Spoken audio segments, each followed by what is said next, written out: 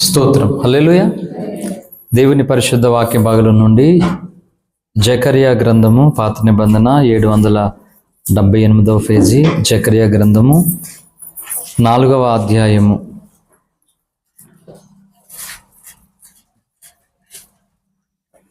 ఆరు 7 కలిపి ఉన్నటువంటి లేఖనాలను చదువుకుని దేవుని యొక్క వాక్యాన్ని జ్ఞానం చేసుకుందాం.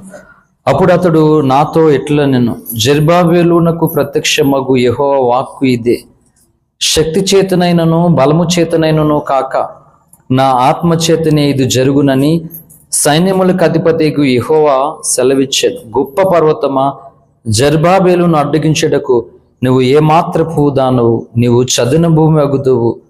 ఈ పరిశుద్ధ వాక్య భాగు దేవుడు మన వెనుకడలో ఆశీర్వదించునుగాక. ఆమె చిన్న మాట ప్రార్థన చేసుకుందాం. ప్రేమ కలిగిన తండ్రి, జీవాధిపతి యేసయ్య, మీ పరిశుద్ధ నామానికి వందనాలు. దేవా, మమ్మలను ప్రేమించి దినము నీ పాద సన్నిధిలోనికి రావడానికి మీరు చూపిన కృపను బట్టి, అవకాశాన్ని బట్టి మీకే వందనాలు చెల్లిస్తున్నాం.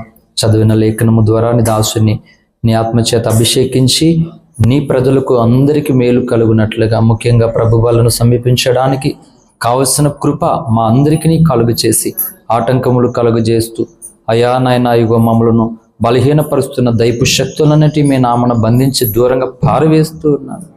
దేవా, నీవే నీ వాక్యము ద్వారా మా అందరితో మాట్లాడి మహిమ పొందమని, నువ్వు మాట్లాడుచుండగా గ్రహించు హృదయం వినగలిగే చెవులు దయచేయమని యేసయ్య నామన ప్రార్థిస్తున్నాం తండ్రి.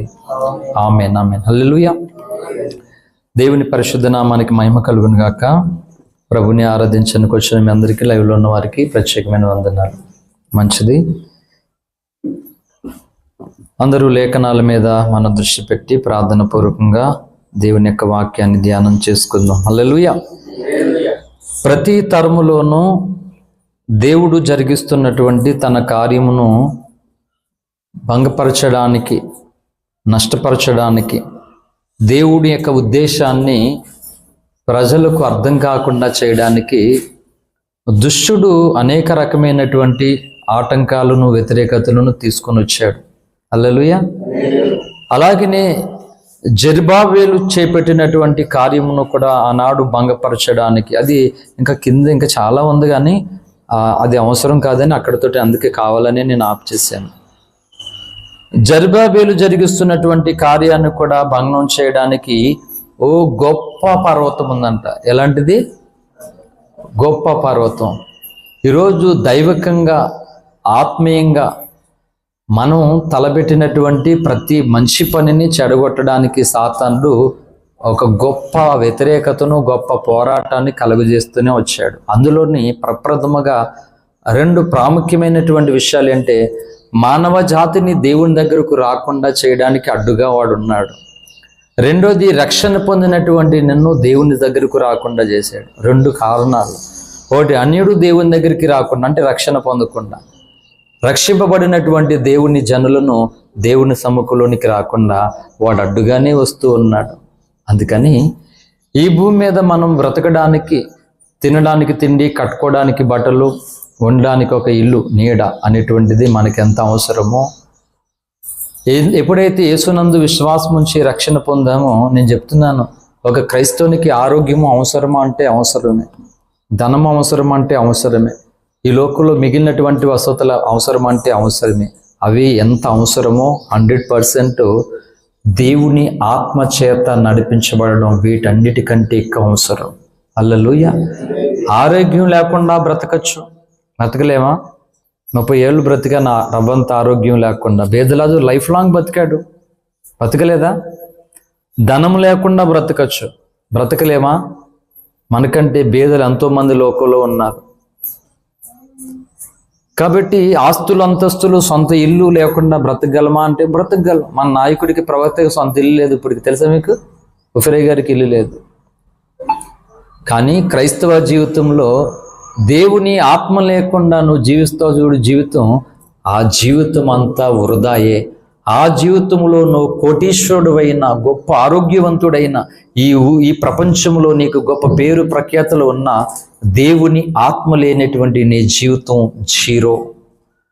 3వ వారంగా కంటిన్యూగా మనము ఆత్మను ధ్యానం చేస్తూ ఉన్నాం. హల్లెలూయా. 2 వారాల్లోనూ ఆత్మ కోసం చాలా విషయాలు దేవుడు మనతో మాట్లాడుతూ వచ్చాడు. ఈ 3వ వారం కూడా మరలా దేవుని యొక్క ఆత్మ యొక్క ఆ గొప్పతనం, దేవుని ఆత్మను కలిగినటువంటి వారికి ఉండేటువంటి ధైర్య సాహసాలు, దేవుని ఆత్మచేత నడిపించబడితే ఒక వ్యక్తి ఈ భూమి మీద ఏమీ లేకపోయినా సరే ఎలా నడవగలడో ఇత్యాది విషయాలను కొన్ని మనం ధ్యానం చేసుకుని త్వరగానే మనం ముగించుకుందాం. హల్లెలూయా. అందులో ప్రప్రథముగా ఇప్పుడు చెప్పినట్లుగా మానవ జాతిని యేసు దగ్గరకు రాకుండా సాతానుడు అడ్డుబండలాగా ఉండిపోయాడు.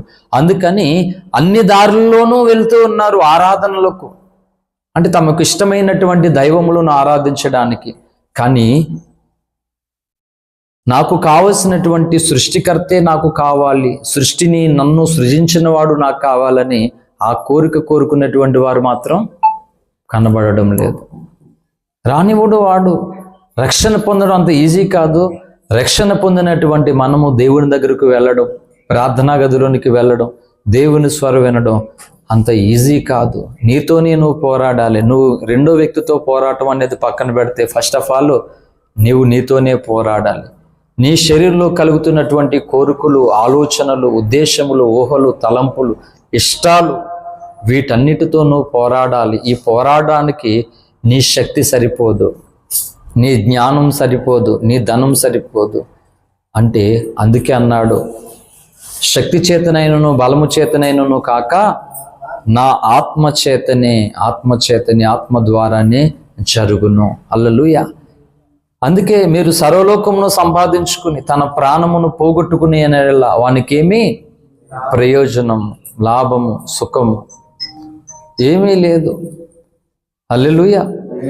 కనుక జెరుబ్బాబెలు కట్టడానికి పూనుకున్నటువంటి ఆ గొప్ప పనిని పాడు చేయడానికి నాశన పురుషుడు, నాశన పుత్రుడు అయినటువంటి సాతాను గొప్ప పర్వతముగా ఏంది, దేవునికున్నటువంటి బిరుదుల్లో అనేకమైనటువంటి బిరుదులు సాతానికి కూడా ఉన్నాయా లేవా అండి? తేజో నక్షత్రం, వేకుచుక్క అని యెషయా గ్రంథంలో సాతాను కోసం బిరుదులు కనబడతాయి. కొన్ని దేవునికున్నటువంటి బిరుదులు అనేకమైనవి వీడికి ఉన్నాయన్నమాట. దేవుడు కూడా పర్వతమే కదా, పర్వతమే కదా దేవుడు.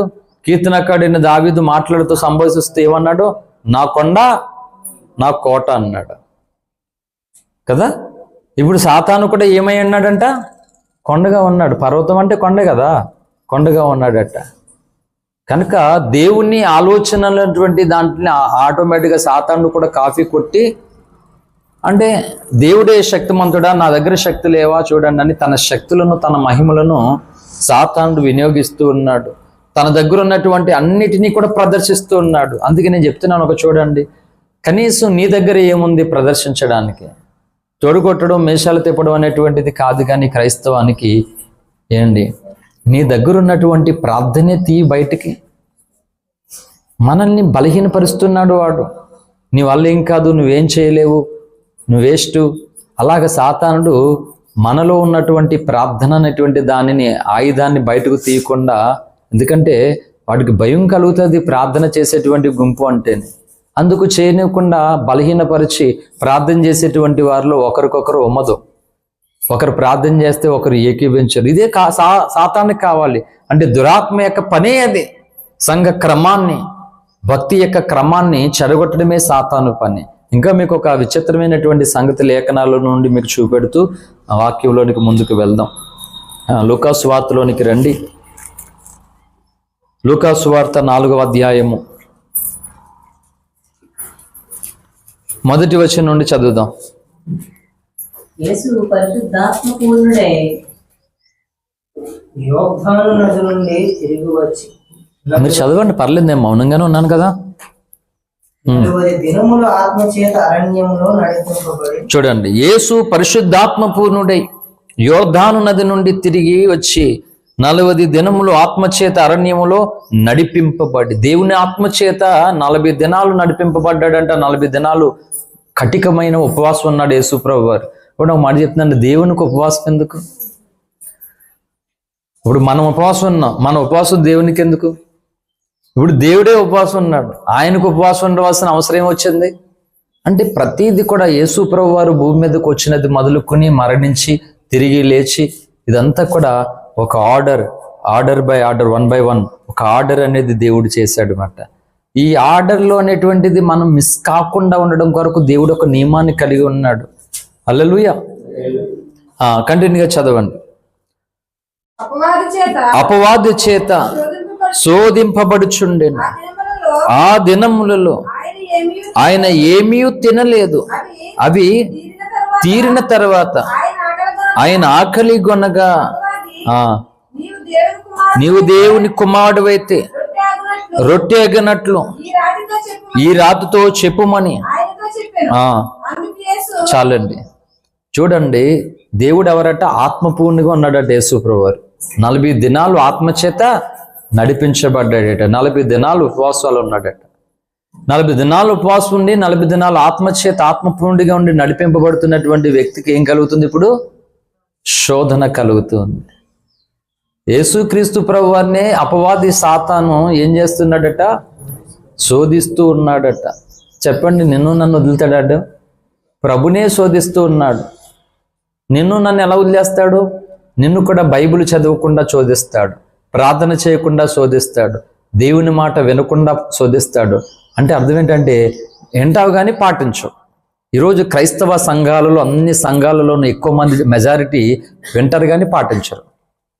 మీరు మరి ఏ కేటగిరీకి వస్తారో మీకే తెలియాలి అండి. వింటారు కానీ పాటించరట. అంటే అదేంటో, లోకము వినడం లేదు కనుక పాటించడం లేదు. క్రైస్తవం వింటుంది కానీ పాటించడం లేదు. అంటే ఎంత భయంకరమైనటువంటి దుస్థితి ఇది. నీకు వినబడే ప్రతి మంచి దానిని నువ్వు పాటించడానికి నువ్వు ఇష్టపడి ఉండాలి. దానికి వ్యతిరేకమైన నీ స్వభావాన్ని, నీ లోపల కలుగుతున్న ప్రతి ఆలోచనను నువ్వు ఎదిరించాలి మాట. నువ్వు ఇంకొకరిని కాదు ఎదిరించేది, నీ స్వభావాన్ని నువ్వు ఎదిరించాలి మాట. హల్లెలూయా. శోధకుడు శోధిస్తున్నాడంట ప్రభుని. ఇది ఎంతో ఒక ఆధ్యాత్మికమైనటువంటి పాఠం. అది చెప్తున్నాను. ఒక ప్రసంగం చెప్పడం అంత ఈజీ కాదు.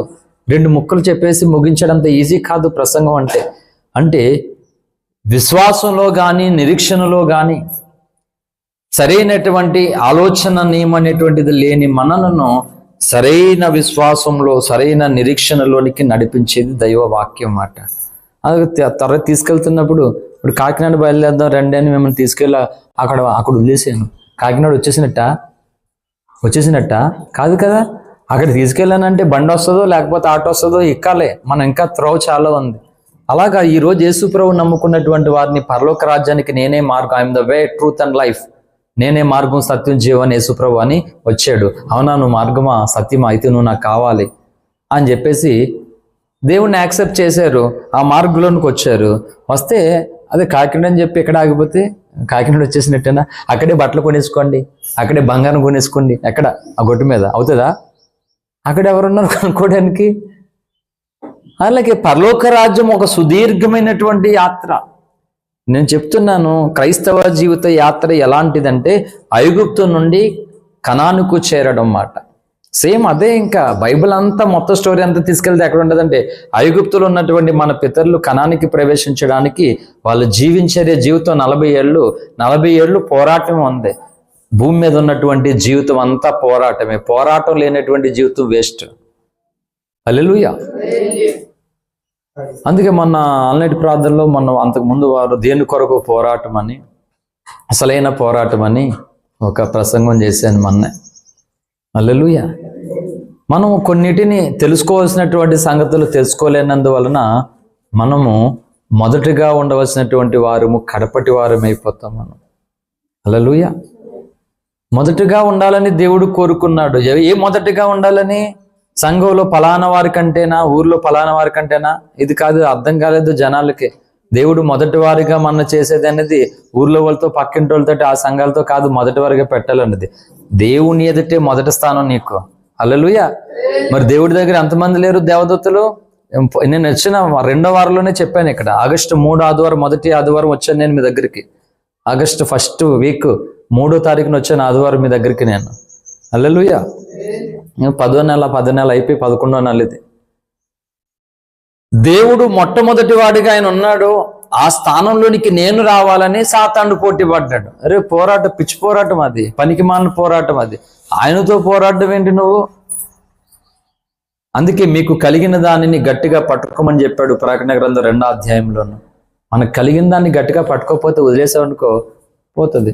ఈ ఫోన్లు ఉన్నాయి కదా, ఎంత గట్టిగా పట్టుకున్నా వదిలేస్తాం కదా. ఎంత గట్టిగా పట్టుకో దీన్ని, ఇంకేం చేయాలంటే గుండెకాయ ఎడవైపు ఉంటుంది, ఫోన్ కూడా వైపు ఉంటుంది అన్నట్టు ఇక్కడ తీసుకోవాలి. ఇంకా ఫోన్ ఇంకా అక్కడ అయితే ఉంటుంది మాట. దానికి జేబులో పెట్టుకున్నా, కింద జేబులో పెట్టుకున్నా, మీద పెట్టుకుని, ఎక్కడ పెట్టుకున్నా ఖచ్చితంగా అది ఏదో టైంలో పగలవలసిందే. దానికి ఏంటో తెలదు. అలాగన ఏంటి దేవుడు ఇచ్చినటువంటి ఈ భాగ్యమును, ఈ కృపను మనం చాలా గట్టిగా పట్టుకోవాలి. ఎట్టి పరిస్థితులని వదలడానికి వీలు లేదుగాక లేదు. అంతే. యాకోబు పట్టుకున్నాడు ఎక్కడ? యెబెకు దగ్గర. వీడు ఎంతసేపు పెట్టుకుంటాడు, ఎలా పట్టుకుంటాడో చూద్దాం అని చెప్పి ప్రభు ఏంటి రాత్రంతా గోజాడి ఏడుస్తున్నా సరే పట్టించుకోలేదు దేవుడు. రాలే, ఏం పట్టించుకోలేదు. చివరికి తెల్లారిపోతుందట, నన్ను వదిలేసి అంటున్నాడు. ఎప్పుడు పట్టుకున్నాడు. తెల్లారిపోతున్న మాట వచ్చేసింది దెబ్బతోటి. నేను వెళ్ళాలి, తెల్లారిపోతుంది, నన్ను వదిలేసి అంటే నన్ను ఆస్వాదిస్తేనే కానీ నేను 4వ తరగతిలో చదువుకున్న ఒక పద్యం ఉంటుంది. ఇప్పుడు 98వ సంవత్సరం, చాలామంది పిల్లలు పుట్టలేదు. హల్లెలూయా. కాంచన, ఇంకా చెల్లి, దివ్య, తబిత, కృప, మధు, కృప అంటారు మళ్ళీ. భూమి పట్టి మీద పుట్టాడంటారు మీరు. హల్లెలూయా. పట్టు పట్టరాదు, పట్టు విడవరాదు, పట్టనేని బిగి పట్ట వెలియు, పట్టు విడు కంటే పరగ చచ్చడం మేలు. ఒకటి పట్టుకున్నామంటే నువ్వు వదలకూడదంట. ఉడుం పట్టు అంట చూసావా? పట్టుకున్నామంటే తాడు కంటే బలమైన పట్టు ఇస్తుందట ఉడుము. తాడు వేసుకుంటే ఎంత పట్టు దొరుకుతుందో మనకు పట్టుకోవడానికి, ఎక్కడానికి. అలాగే ఉడుము అనే ఇప్పుడు దాని తోకను పట్టుకుంటే అంత పట్టిస్తుందట అది ఎక్కడానికి కూడా అనేవారు. పూర్వకాలంలో దొంగలు ఉడుమును వాడుకునేవారట. వాళ్ళు గోడలో ఎత్తైనటువంటి వాటిని ఎక్కడానికి దాన్ని పట్టుకుంటే గట్టిగా అది లాక్కెళ్ళిపోతుంది మాట. విన్ని అది జారి వచ్చేది మాట. అంత స్ట్రాంగ్గా ఉంటుందంట దాని తోక. ఆ ఉడుము పట్టు అంటారన్నమాట. అలాగా ప్రభు మనకిచ్చినటువంటి దానిని ఎంతలా పట్టుకోవాలి చెప్పనా? చూడండి, ఇలాగా ఆరోగ్యము క్షీణిస్తూ ఉన్నా సరే దాన్ని పట్టుకోవాలి, వదిలేకూడదు. అది యోబు అనుభవం. 10 మంది పిల్లలు చనిపోయారు. వదిలాడా ఆ విశ్వాసాన్ని, వదిలాడా ఆ నిరీక్షణను, వదిలాడా ప్రేమను అంటే అప్పుడు వదలలే. చివరకు ఆస్తి ఎంత పోయింది, అప్పుడైనా వదిలాడంటే అప్పుడు వదలలే. సాతాను అన్నాడు, పోయిన పిల్లల్ని మనీ కనుక్కోగలడు, పోయిన ఆస్తిని మళ్ళా సంపాదించుకోగలడు, తన శరీరానికి ఏమి గాయం లేదు కదా అని అంటే మళ్ళా ప్రభు పర్మిషన్ ఇచ్చాడు అపవాదికి. మళ్ళీ వెళ్ళి యోబు దగ్గరికి వెళ్ళి తల మొదలుకున్న అరికాళ్ళ వరకు భయంకరమైనటువంటి కురుపులు వచ్చేలాగా మొత్తేసాడు మాట. దేవుని కంచె తీస్తే మొత్తాడు. ఇప్పుడు యోబు చిల్లపెంకులు తీసుకుని గోకోవాల్సి ఉన్నటువంటి పరిస్థితి వచ్చింది. పోనీ అప్పుడైనా వదిలేస్తాడేమో అని చూశాడు అపవాది. అప్పుడు కూడా వదిలేదు. చివరికి భార్యలో ప్రవేశించాడు సాతాను. వచ్చింది అమ్మగారు, అంటే భర్తకు బాగాలేదు, అంత గాయాలతో అంత వ్యాధుల్లో ఉన్నాడు. అయ్యా మహారాజులాగా ఉన్నావు, కన్ను లేనివాడి కన్ను అయ్యావు, దిక్కు లేనివాడికి దిక్కు అయ్యావు, అనేకులకి ఆహారం అయ్యావు నువ్వు. అలాంటి మహారాజు ఈరోజు నువ్వు ఎంత బలహీనమైన స్థితిలో నువ్వు ఉన్నావు అని తనను ఓదార్చి తన గాయాలకి ఏదైనా ఔషధం మందు వేసి తను ఏదో ప్రేమ చూపించాలి. ఏమొచ్చింది? ఏమంది? నీ దేవుణ్ణి దూషించి మరణంక. ఎవరైనా అలా అంటారా? దేవుడు ప్రతిదీ రాయించాడు. నీ స్టోరీ నా స్టోరీ ప్రతిదీ రాస్తాడు ఆయన. సినిమా మొత్తం మన సినిమా ఉంటుంది, మనం బాధపడతాం. వాళ్ళ సినిమాలు తీస్తే మన సినిమా తీసి కూడా ఎవడో లేడని ఎవరు చెప్పారు? అసలైన సినిమా మన సినిమాయే తెలుసా. అది ఇట్టో ఫ్లాప్ నీ చేతిలో ఉంటుంది మాట. అవన్నీ డమ్మీ సినిమాలు, ఒరిజినల్ సినిమాలు మనదే ఉంటుంది. నీ సినిమా నా సినిమా అసలైన సినిమా మాట. దూతలు అయితే వేస్తాడో, భక్తులు అయితే వేస్తాడు మాట. నువ్వే చూసుకోవాలి నీ సినిమా స్టోరీ. అప్పుడు నువ్వు అనుకుంటామాట దీనికి డైరెక్షన్ ఎవడో. కొంతమందికి వాళ్ళ అమ్మ ఉంటుంది డైరెక్షన్, కొంతమందికి స్నేహితులు ఉంటారు, ఒక్కొక్కడికి ఒక్కొక్కటి ఉంటుంది మాట డైరెక్షన్ మాట. మరి డైరెక్టర్ సరిగ్గా లేకపోతే అక్కడ హీరో అయిపోతుందా? బొమ్మ ఉండదు కదా. కొన్ని సినిమాలకి శుభం కార్డు మంచి క్లైమాక్స్ ఇచ్చేస్తారన్నమాట. శుభమే చేసేటప్పుడే శుభం అయిపోయిన తర్వాత ఇంకే ఉంటుంది సినిమా. నేను కలుసుకోవడాలు ఏముండవు, అక్కడితో శుభమేట్ ఎత్తాడనమాట. ఆడ తెక్కుల డైరెక్టర్ తెలదా, ఒరే ఈ మొక్కని ఎలా కలిపితే బాగుంటుందా, నేను డైరెక్టర్ అయిపోద్ది అనుకున్నాను నేను. అలాగా మన సినిమాలకి డైరెక్టర్ ఎవరో నువ్వు చూసుకోవాలన్నమాట. మన సినిమాకి డైరెక్టర్ ఎవరు ఉండాలి తెలుసా? హోలీ స్పిరిట్. హల్లెలూయా. పరిశుద్ధాత్ముడు ఉండాలి మన సినిమాకి డైరెక్టర్. ఆయన అయితేనే కరెక్ట్గా వెళ్తుంది బండి. ఏది ఎక్కడ ఉండాలో, ఎంత ఉండాలో, ఎలా ఉండాలో అన్ని నియమము క్రమంగా ఉంటుంది అన్నమాట అండి. ఆయన డైరెక్ట్ కాకపోతే నీ జీవితంలో 100 మంది డైరెక్టర్, ఒక్క సినిమాకు 100 మంది డైరెక్టర్లు వస్తే అదేదో సినిమా అంటే 24 మంది హీరోలు, 24 మంది హీరోయిన్లు. చూసిన ఎవరు ఉన్నారు ఇక్కడ?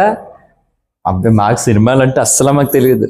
పెద్ద వయసులోకి సినిమా అదేంటి, వాట్ ఇస్ దిస్ సినిమా అంటే వాట్? మహేష్ కూడా లేడా? సంతోష్ తీసుకురాలదా? హల్లెలూయా. తెలుసా సినిమా అమ్మ? లేదా సూర్యకాంత్ సినిమా వేస్తారు వచ్చేవారు. హల్లెలూయా. 24 మంది హీరోలు, 24 మంది హీరోయిన్లు అంట. ఒక సినిమాకు 100 మంది డైరెక్షన్ అన్నారనుకో, ఎవడు బుర్ర ఆడు పెడతాడు మాట. రకరకాలుగా ఉంటాయి. నేను చెప్తున్నాను, నీ జీవితంలో హీరో దేవుడే అవ్వాలి. హల్లెలూయా. నీకు ఎంతమంది ఇష్టమైన వారు, ఎంతమంది నచ్చిన వారు ఉండొచ్చు, నీ హీరో దేవుడు, నీ డైరెక్టర్ హోలీ స్పిరిట్ పరిశుద్ధాత్మ దేవుడు ఉండాలి. హల్లెలూయా. నీకు బహుమానం ఇచ్చేది తండ్రి అయినటువంటి దేవుడు. నంది అవార్డు, అన్ని అవార్డులు ఇస్తారు కదా ప్రభుత్వాలు. అలాగా తండ్రి అయినటువంటి దేవుడు నీకు అప్పుడు ఇస్తాడు మాట అవార్డు. అందుకనే మన మూలవాక్యం అంటే ఈ వారం మూలవాక్యం కాదు, 2 వారాలుగా మన మూలవాక్యం ఏంటి ఒకసారి చదవండి. 2 ఆదివారాలుగా కంటిన్యూగా మన మూలవాక్యం చదవాలి. రోమాపత్రిక 8వ అధ్యాయంలోనికి రండి. అమ్మ రిఫరెన్స్ కూడా చెప్తాలి. దేవుని ఆత్మచేత ఎందరూ నడిపింపబడుదురో, అంటే వాళ్ళందరూ కూడా అసలైనటువంటి డైరెక్షన్లో కొనసాగినటువంటి వారు అర్థం. అయితే చూడండి, ఇప్పుడు ఏం చెప్పాను? క్రైస్తవ జీవితం అంతా ఎక్కడుందని చెప్పాను? ఇశ్రాయేలు ఐగుప్తు నుండి కనానుకు వెళ్తున్నటువంటి యాత్రే. అయితే చూడండి, 40 సంవత్సరాలు ఎందుకు పెట్టింది? నిజానికి రియల్గా ఐగుప్తు దేశం నుండి ఇజ్రాయెల్ దేశం వెళ్ళడానికి అంత సమయం పడుతుందా అంటే అంత సమయం కాదు. అది తక్కువ డిస్టెన్సే, లాంగ్ డిస్టెన్స్ ఏమీ కాదు. ఇండియా యెరూషలేము, ఇండియా అమెరికా ఇంత డిస్టెన్స్ ఏమీ కాదు. ఐగుప్తుకి ఫిజికల్గా మీరు గూగుల్ సెర్చ్ చూసుకోండి. ఐగుప్తుకి కనాను దేశానికి, యెరూషలేము బెత్లెహేమ్ దేశానికి, ఆ ప్రాంతానికి అంత డిస్టెన్స్ ఏమీ లేదు. 40 సంవత్సరాలు ప్రయాణం చేసిన అంత ఏమీ లేదు. ఓఫీర్ గారు చెప్పారు, విశాఖపట్నానికి హైదరాబాద్ నుంచి 14 గంటలు ట్రైన్ ప్రయాణం, అది అలాగే హైదరాబాద్ నుంచి అమెరికాకి 14 గంటలు ఫ్లైట్ ప్రయాణం చెప్పారు. 14 గంటలకి ఆ సికింద్రాబాద్లో ట్రైన్ ఎక్కితే విశాఖపట్నం రావడానికి 14 గంటలు ట్రైన్ పడుతుంది ట్రైన్. అదే 14 గంటల ఫ్లైట్ ఎక్కితే అమెరికాకి వెళ్ళడానికి 14 గంటలు ట్రైన్ పడుతుంది అని చెప్పారు మేము అక్కడ హైదరాబాద్లో ఉండేటప్పుడు. అంతే తప్ప కానీ 40 సంవత్సరాలు ప్రయాణం చేయడానికి కాలినడకనైనా అంత ఏమి ఉండదు. 40 సంవత్సరాలు అంట. కాశీ ఇంచుమించు 1500 కిలోమీటర్లు అంతా వస్తుంది. ఉత్తరప్రదేశ్ ఢిల్లీ 1800-1900 కానీ ఇంచుమించు 2000 కిలోమీటర్లు. ఇంచుమించు ఢిల్లీకి, ఉత్తరప్రదేశ్కి, ఆగ్రా స్థలానికి ఇంచుమించు 350 కిలోమీటర్ 300 అంటే మనకి విజయవాడ అంత డిస్టెన్స్ ఉంటుంది అన్నమాట. అంటే ఒక 1500 కిలోమీటర్లు ఉంటుంది. ఇక్కడ నుంచి మనం నడిస్తే కాశీకి, మా తాత చెప్పేవాడు, నడుచుకుని వెళ్ళేవారట ఆ రోజుల్లో. కాశీకి నడుచుకుని వెళ్ళేవారట. అలాగే వెళ్తే నడుచుకుని భగవంతుడి దగ్గరికి వెళ్తే కొన్ని పాపాలు పోతాయి, మోక్షం వస్తుందని చెప్పేసి ఒక నమ్మకం ఉండేదట పెద్దలకి. కాలినడకన కాశీకి వెళ్తే మోక్షం, కైలాసానికి చేరతారని చెప్పేసి అదొక వడవడిక మాట, సమాజంలో నానుడి మాట అది. కనుక 40 సంవత్సరాలు ఎందుకు పట్టింది వీళ్ళకంటే చూడండి ఇలాగా ఎందుకు పట్టింది అని అంటే, మోషేను ఐగుప్తుకు పంపించినది మొదలుకొని కనానుకు చేరి నిద్రించేటువంటి వరకు యెహోషువ ద్వారా 40 సంవత్సరాలు మొత్తం కంప్లీట్ అయితే ఎందుకు అయ్యిందంటే, వీరి మధ్యలో పగలు మేఘస్తంభముగా, రాత్రి అగ్నిస్తంభముగా దేవుడు వీరిని ఏం చేస్తున్నాడు? నడిపిస్తూ ఉన్నాడు. మేఘం ఎక్కడ ఆగితే అక్కడ ఆగదు. సేమ్ అదే నేను చెప్తాను, మన జీవితాల్లో తప్పిదముల వల్ల కలిగేటంత ఘోరమైన నష్టం ఎలా ఉంటుందో చూద్దురుగానే. సేమ్ యేసుప్రభువు వారు పుట్టినటువంటి కాలంలోనూ కూడా, హెరోదు రాజు కాలంలోనూ కూడా జ్ఞానులు ఏం చేశారు? నక్షత్రాన్ని పెట్టి, తూర్పున ఉదయించినటువంటి నక్షత్రాన్ని పెట్టి అమ్మ వీళ్ళు ఏం చేశారు? ప్రయాణం చేయడం మొదలుపెట్టారు. ప్రయాణం చేస్తా ఊరు వచ్చింది, ఊరు చూశారు. ఊరు రాగానే మేడ కనబడితే నక్షత్రం పక్కటి వెళ్ళిపోయారు. మేడలోకి వెళ్తే ఎవరున్నారు అక్కడ? హెరోదు అన్నాడు. యూదుల రాజుగా పుట్టినవాడు ఎక్కడంటే, ఇక్కడ రాజుగా నేనుంటేగా మరొక రాజు ఉన్నాడు ఇక్కడ, ఆయన అర్జెంటుగా చంపేయాలనుకున్నాడు అనమాట. అందుకని పుట్టిన మొదలుకుని 2 సంవత్సరాల వయసు కలిగినటువంటి పిల్లలు, మగ పిల్లలను చంపేయండి, రామాలో అంగలార్పు అనేటువంటిది అందుకే రాయబడింది. హల్లెలూయా. ఏండి పుట్టినది యేసుప్రభు అయితే పుట్టినది మొదలుకు 2 సంవత్సరాల వయసు కలిగిన పిల్లలందరినీ చంపించాడనమాట. ఎందుకంటే నక్షత్రాన్ని తప్పి తిరిగినటువంటి చుక్కలు వీళ్ళు జ్ఞానులు. యోధా పత్రికలో వాళ్ళ కోసమే చెప్పాడు. హల్లెలూయా. అంటే ఆ జ్ఞానుల కోసం కాదు చెప్తా నేను, మళ్ళీ అది ఇది కలిపేసి నాది దుర్బోధ అయిపోతుంది అలా చేస్తే, నాకు తెలుసు. ఒకసారి చూడండి యోధా పత్రిక 1వ అధ్యాయంలో 12 నుంచి చదవండి, 11 నుంచి చదవండి. అయ్యో వారికి శ్రమ, వారు కయ్యను నడిచిన మార్గమును అయ్యో వారికి శ్రమ, వారు కయ్యను నడిచిన మార్గమును నడిచిది. బహుమానం పొందవాలని బిలాము నడిచిన తప్పు త్రోవలో ఆతురితముగా పరిగెత్తిరి. కోరాహు చేసినట్లు తిరస్కారము చేసి నశించిరి. వీరు నిర్భయముగా చేయొచ్చు, నిర్భయముగా పోషించుకొనుచు.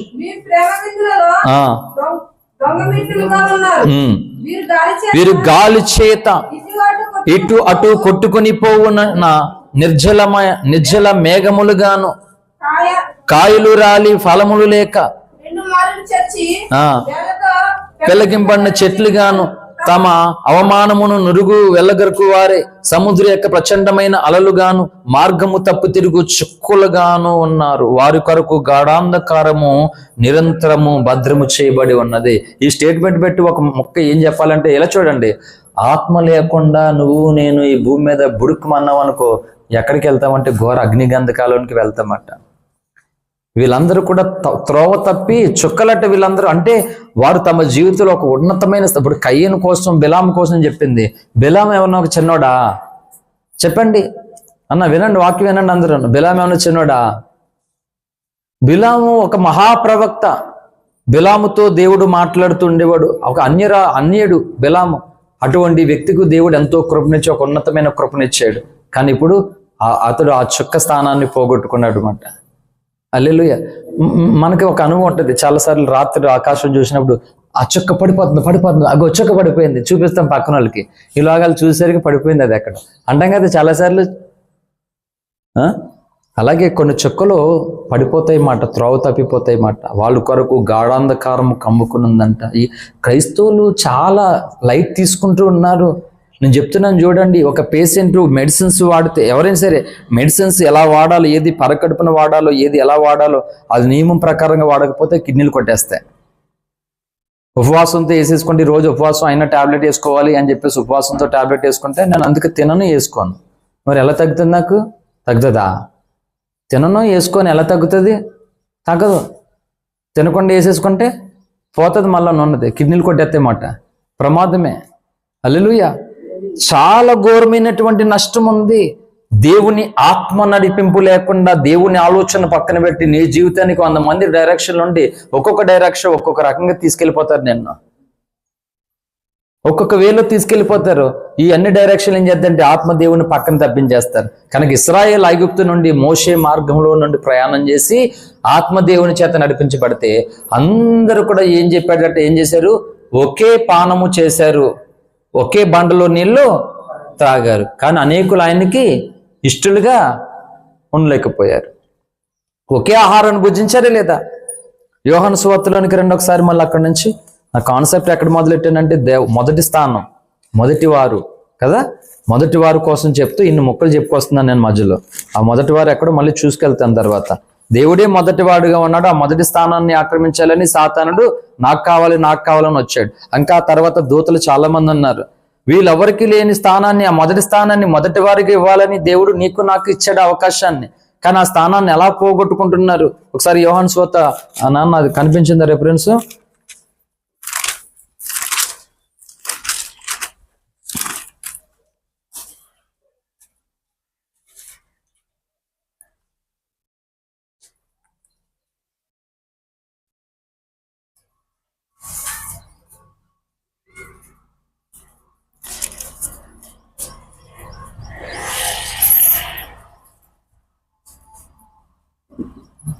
ఆరవ అధ్యాయము 49వ వచనం చదవండి. యోహాను సువార్త 6:49. విశ్వసించువాడే నిత్యజీవము గలవాడు, జీవాహారము నేనే. మీ పితరుల అరణ్యంలో మన్నాను తినను చనిపోయేవారు. చనిపోయిరి. దీన్ని తినేవాడు చావుకున్నట్లు పరలోకం నుండి దిగి వచ్చిన ఆహారం ఇదే.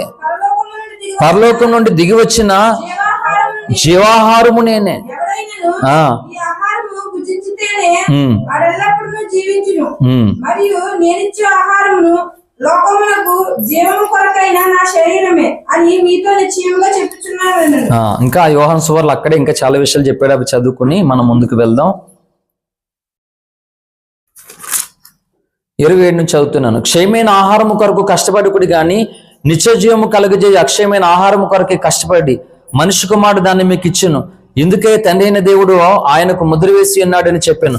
వారు మేము దేవుని క్రియలు జరిగించుటకు ఏమీ చేయలేదని ఆయన అడగగా యేసు ఆయన పంపిన వాళ్ళందు మీరు విశ్వాసం ఉంచటయే దేవుని క్రియ అని వారితో చెప్పాను. వారు అట్లయితే మేము చూచి నిన్ను విశ్వసించుటకు నువ్వు ఏ సూచక్రియ చేయుచున్నావు, ఏమి జరిగించున్నావు, భుజించుటకు పరలోకం నుండి ఆయన ఆహారం వారికి అనుగ్రహించిన అని వ్రాయబడినట్లు మన పితరులు అరణ్యములో మన్నాను భుజించిరని ఆయనతో చెప్పారు. కాబట్టి యేసు పరలోకం నుండి వచ్చే ఆహారము మోషే మీకు ఇయ్యలేదు, నా తండ్రియే పరలోకం నుండి వచ్చే నిజమైన ఆహారము మీకు అనుగ్రహించును.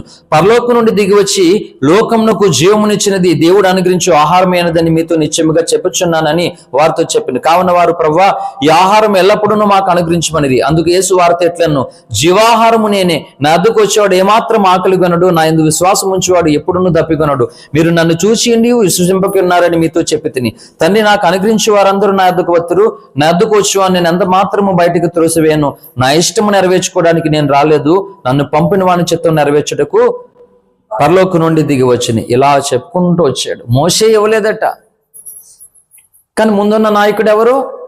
మోషే. కానీ ఆ ఆహారాన్ని మోషే ఇవ్వలేదట, తండ్రియే ఇచ్చాడట. కానీ ఒకే బండలో నీళ్లు త్రాగారు, ఒకే ఆహారం వాళ్ళు భుజించారు. కానీ వాళ్ళు ఎందుకు మరణించారంటే అనేకులు అందుకు ఇష్టంగా ఉండలేదటే.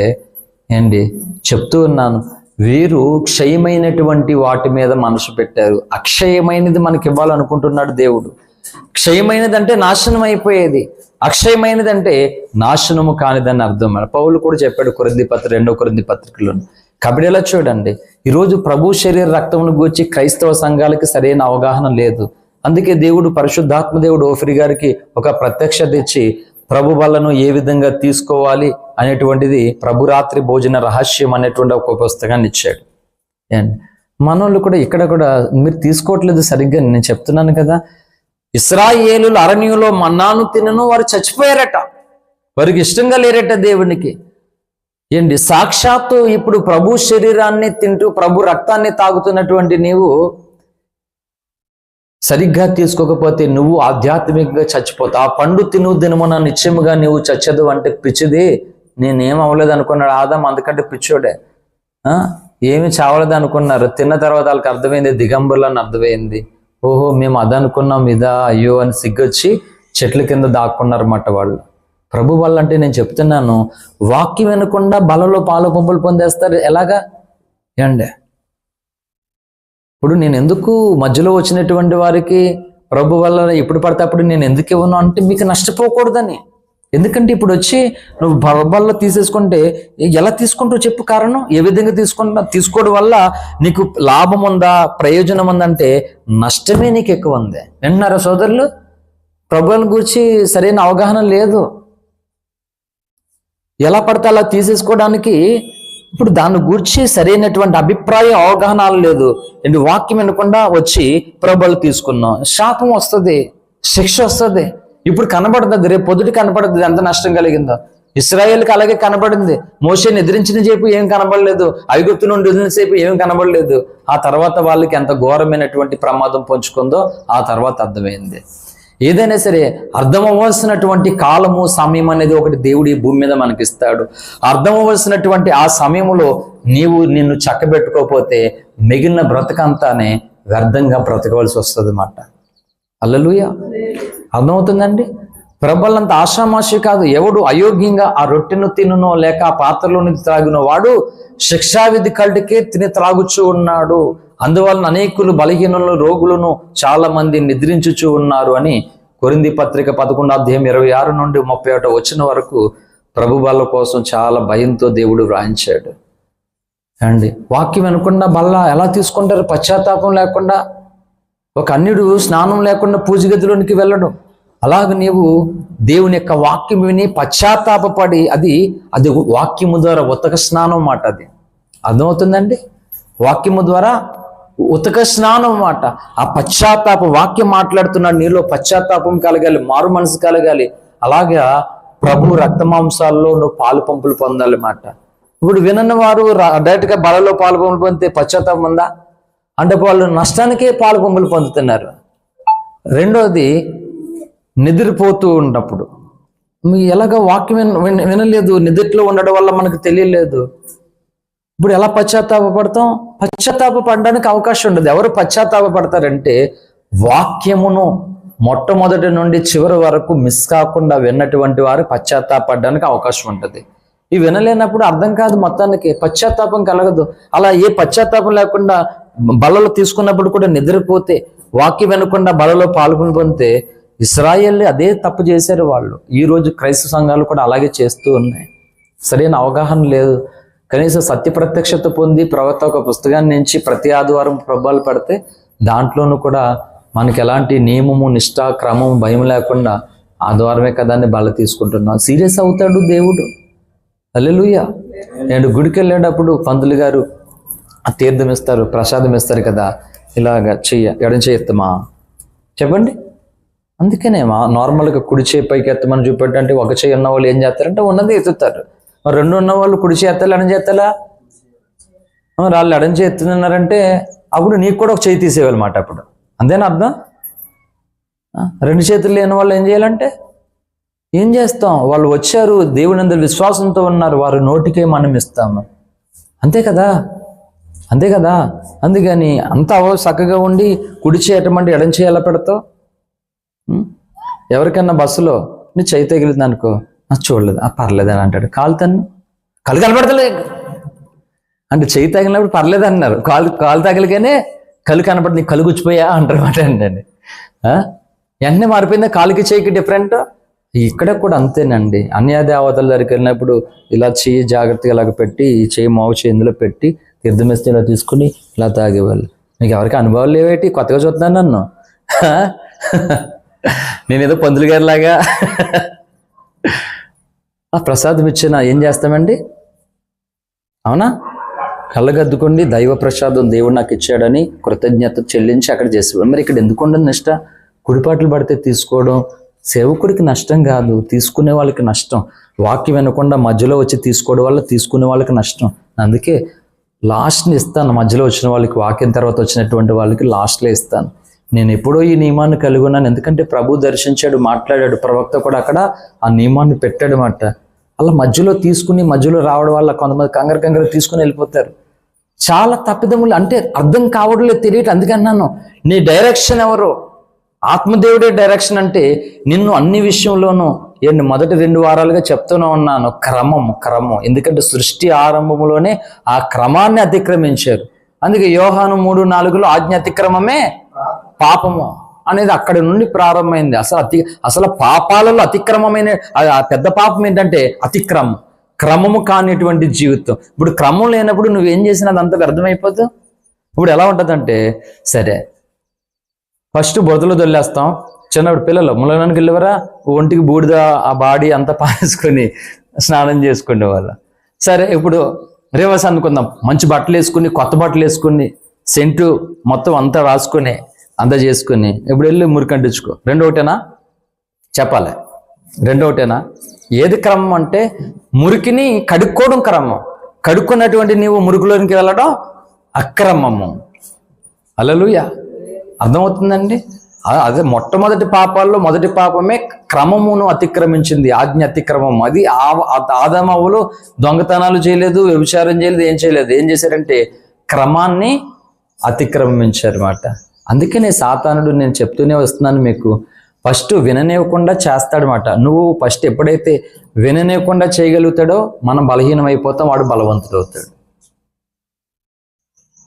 బుద్ధిగల కన్యకలు చేసినటువంటి తప్పు, బుద్ధి లేని కన్యకలు, బుద్ధిగల కన్యకల దగ్గర ఇద్దరి దగ్గర డిఫరెంట్ ఎక్కడ వచ్చిందంటే, వాళ్ళందరూ కన్యకలుగా వచ్చారు, కానీ ఫైనల్లో ఒకరు బుద్ధి కలిగిన, అంటే 5 బుద్ధి కలిగిన వారు, 5 ఏమో బుద్ధి లేని వాళ్ళకి ఎందుకు అయిపోయారు? ఆ కన్యత్వాన్ని కలిగినటువంటి వారిగా వారు ఉండడం కొరకు ఎంతో నిష్ట కలిగి వాళ్ళు ఎంతో కాపాడుకుని పరిశుద్ధ జీవితాన్ని జీవించారు. అయినా బుద్ధి లేని కన్యకలుగా మిగిల్చబడ్డారు. అలాగే నీ క్రైస్తవ సమాజంలో అనేకులు బుద్ధి లేని క్రైస్తులుగా మిగిలిపోతారు. రాకడలో వాళ్ళు ఎత్తబడరు అన్నమాట. ఎందుకంటే వీళ్ళు మార్గము తప్పి తిరుగుతున్నటువంటి చుక్కలు మాట. మోషే నాయకత్వంలో పగలు మేఘస్తంభం రాత్రి అగ్నిస్తంభం నడిపిస్తూ ఉంటే మధ్యలో మీకు ఏమొచ్చింది? నీళ్లు కావాలంటే నీళ్ళు వస్తున్నాయి, దేవుడు ఇప్పిస్తున్నాడు మోషే ద్వారా. ఆహారం ఎప్పటికప్పుడే మన్నా కురుస్తుంది. ఇంతటి చక్కటి జీవితంలో వారు ఈ ఆత్మకు వ్యతిరేకమైనటువంటి ఆలోచనతో, ఆత్మ విరోధమైనటువంటి స్వభావంతో ఆ యాత్రలో కొనసాగడం మొదలుపెట్టారు. కొనసాగారా? అరణ్యంలో పిట్టలు రాలిపోయినట్లు రాలిపోయారు. హల్లెలూయా. యేసు ప్రభు వారు పుట్టినప్పుడు నక్షత్రం ఉదయిస్తే ఈ జ్ఞానులందరూ కలిపి ఏం చేశారు? నక్షత్రాన్ని వెంబడించి వెళ్ళారు. వెళ్ళిన తర్వాత ఆ నక్షత్రం చూడండి, వాళ్ళు ప్రయాణం చేసేటప్పుడు ఈ నక్షత్రం ఎక్కడ ఆగితే అక్కడ ఆగిపోయారు వాళ్ళు. అప్పటి వరకు రెస్ట్లో ఉండేవారు వాళ్ళు. అప్పుడు జాగ్రత్తగా అదేమన్నా కదులుతుందో చూసేవారు నక్షత్రాన్ని. కదులుతున్నప్పుడు వీళ్ళు వెంటనే ఆ గుడారాలు తీసుకుని స్టార్ట్ అయ్యేవారు మాట ప్రయాణంలో. అలాగా నక్షత్రాన్ని పెట్టి వెంబడితే తీరా అంత కంగారు ఎందుకు? ఊరు వచ్చింది, ఊర్లో ఎవరింటికి తెలియదు కదా వాళ్ళకి. వీళ్ళు సొంత జ్ఞానాన్ని ఉపయోగించుకుని బంగ్లా కనబడింది, రాజుగారి బంగ్లా ఇదే కదని వెళ్ళిపోయారు వీళ్ళ ఇంట్లోకి. వెళ్ళిపోయి వాళ్ళు ఎన్ని వేల మందికి నష్టం చేశారు తెలుసా? నువ్వు అనుకుంటున్నావు నువ్వు మార్గము తప్పి తిరిగి చిక్కువైతే, నువ్వు దేవుని ఆత్మ లేని వ్యక్తి అయితే నీ కుటుంబానికి నాశనం నీ ద్వారానే ప్రారంభమవుతుంది. పక్కింటోళ్ళు, ఎదిరింటోళ్ళు, పొరుగింటోళ్ళు ఎవ్వరూ కాదు, నీ కుటుంబానికి నాశనం రావడానికి ప్రధానమైన కారణము మొదటి వ్యక్తి నువ్వు. ఆ తర్వాత ఎంత ఏడిస్తే ఉపయోగం ఏంటి? లైట్ తీసుకుంటున్నారు క్రైస్తవ జీవితాలు. లైట్ తీసుకోవడానికి వీల్లేదు. ఎందుకంటే ఎంతో మంది భూమి మీద భాగ్యవంతులు, గొప్పవారు, అధికారులు, ధనవంతులు, రాజులు ఉంటుండగా ఎందుకు పనికిరాని మనలాంటి వ్యక్తులకు దేవుడి భాగ్యం ఇచ్చాడు. ఆయన కృప పొంది, రక్షణ పొంది, సత్యము నెరిగేటువంటి మహాభాగ్యం ఇస్తే ఏ మాత్రము దీన్ని పెద్ద లెక్క చేయకుండా దీన్ని ఈజీగా తుడిసిపాడేస్తే మనం ఎలాగెళ్తాం ముందుకి? సాగలేము. హల్లెలూయా. అందుకని ఎందరైతే తన ఆత్మచేత రోమా 8:14 నడిపించబడుదురో, ఇది మన పునాది వాక్యం 2 వారాలుగానే. ఇప్పుడు మూలవాక్యం మారింది అంతే. ఇప్పుడు మూలవాక్యం మారిందంటే శక్తి చేతనైనను బలము చేతనైనను కాక. అంటే ఎందుకు అన్నాడంటే అక్కడ ఇలా చూడండి, ప్రతి మనుషుడు ఏమనుకున్నారంటే, నా కండ్రులు చూసావా, నా బలం చూసావా, వెనకాల ఉన్న నా సైన్యం చూసారా, నా సంపాదన ఎంత అనుకున్న రోజుకి.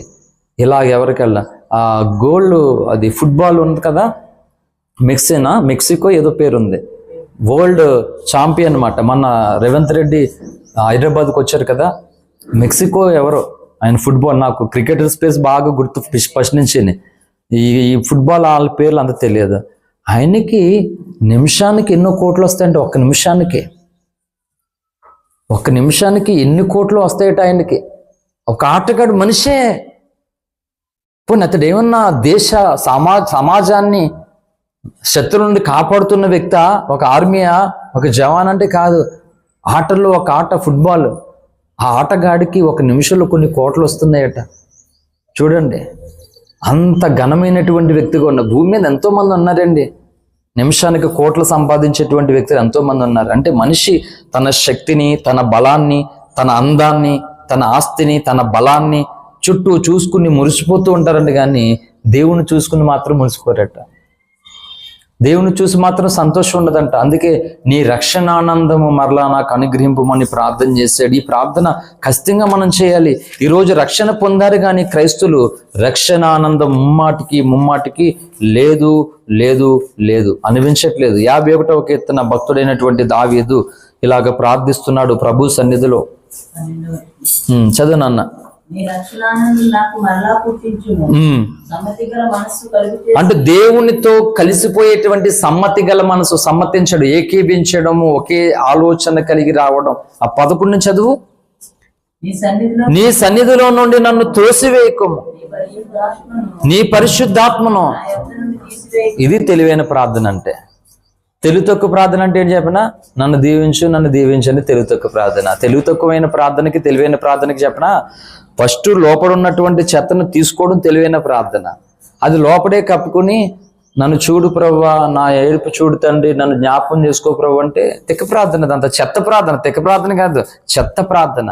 దావీదు ఒక తప్పు చేశాడు. తప్పు లేని మనుషులు ఎవరు ఉండరు భూమి మీద. దావీదు ఒక బలహీనుడయ్యాడు, ఒక లోపంతో ఉన్నాడు, ఒక పాపం చేశాడు. ఇప్పుడు ఏం చేశాడంటే అర్థమైంది, ఇలాగ నేను బ్రతికితే, వినండి, ఇలా బ్రతికే మహేష్ ఎలా కూర్చో, అలా కూర్చోకు, ఎలా ఇక్కడ కూర్చో. ఏం చేశాడు? ఇలాగే నేను బ్రతికితే ఖచ్చితంగా దేవుని వద్ద నుండి నేను తొలగిపోతాను, దూరం అయిపోతాను, కాబట్టి అమ్మో ఈ జీవితం నాకు వద్దు అని భయం వేసింది. వెంటనే ప్రార్థనా గదికి ప్రతిష్ఠించుకుని ఏడవడం మొదలు పెట్టాడు దావీదు. దేవా, నేను తప్పు చేశాను నిజమే, కానీ తప్పు చేసినందుకు నాకు ఎలాంటి శిక్ష చేసినా పర్లేదు, కానీ నీ సన్నిధిలో నుండి నన్ను త్రోసివేయక ప్రభువా అని అన్నాడంటే దావీదు తన బ్రతుకంతట్లోనూ గొప్ప రాజభవనం ఉన్నా కానీ దాని అంతటి కంటే దేవుని సన్నిధి గొప్ప భాగ్యం ఎంచుకున్నాడు మాట.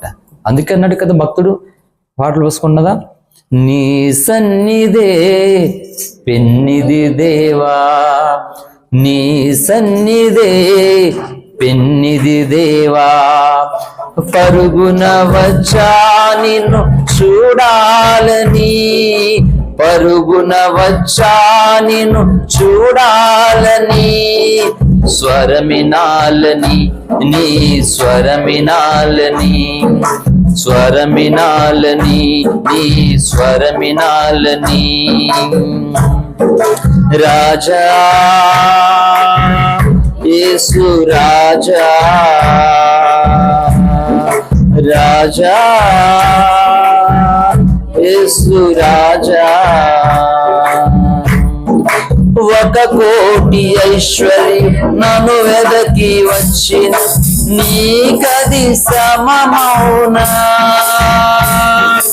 ఒక కోటి ఐశ్వర్యం నన్ను వెదకి వచ్చిన నీకది సమమౌనా,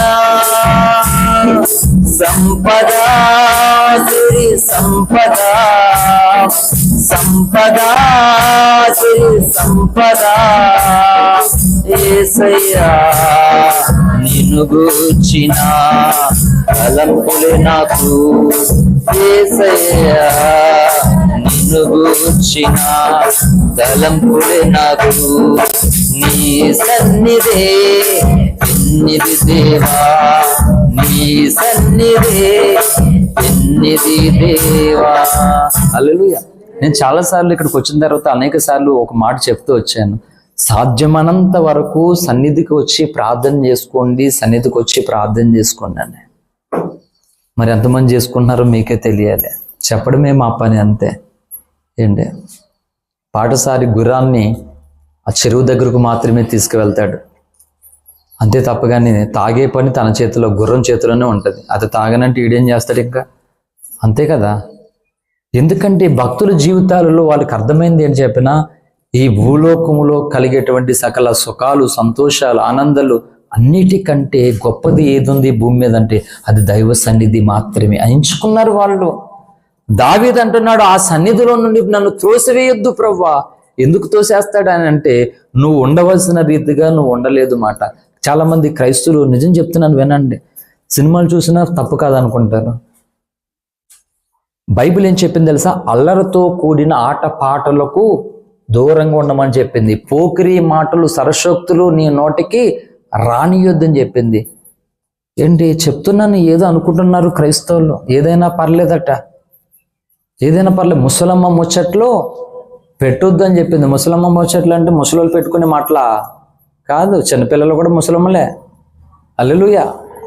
పూర్వకాలంలో ఊరి చివరిన ఏదో రావి చెట్టు ఉండి ఒక అరుగు కట్టుకొని ఆ పెద్దలు, వయసు అయినటువంటి వ్యక్తులు అక్కడ కూర్చొని ఏదో కాలయాపన చేస్తూ మంచి ఏదో మాట్లాడుతూ ఉండేవారు అన్నమాట. అలాగన జనులు, దేవుని సంఘంలో జనులు వాక్యం చెప్తాడు, సైన సుంచులాగా సుంచు సౌండ్ ఎలా ఉంటుంది, బాగుంటుంది సింహలాగా సుంచు సౌండ్ లాడుతుంది పట్టది, అంతేనాక నావేనక్క. అలాగే వాక్యం చెప్తుంటే సుంచులాగా మైకెత్తారు మాట్లాడుకుంటూ అందరూ బాగా చెప్తారు. దేవా నిజమే, నేను క్రమాన్ని వీడాను, దానివల్ల నీ సన్నిధికి దూరం అయిపోతానేమో.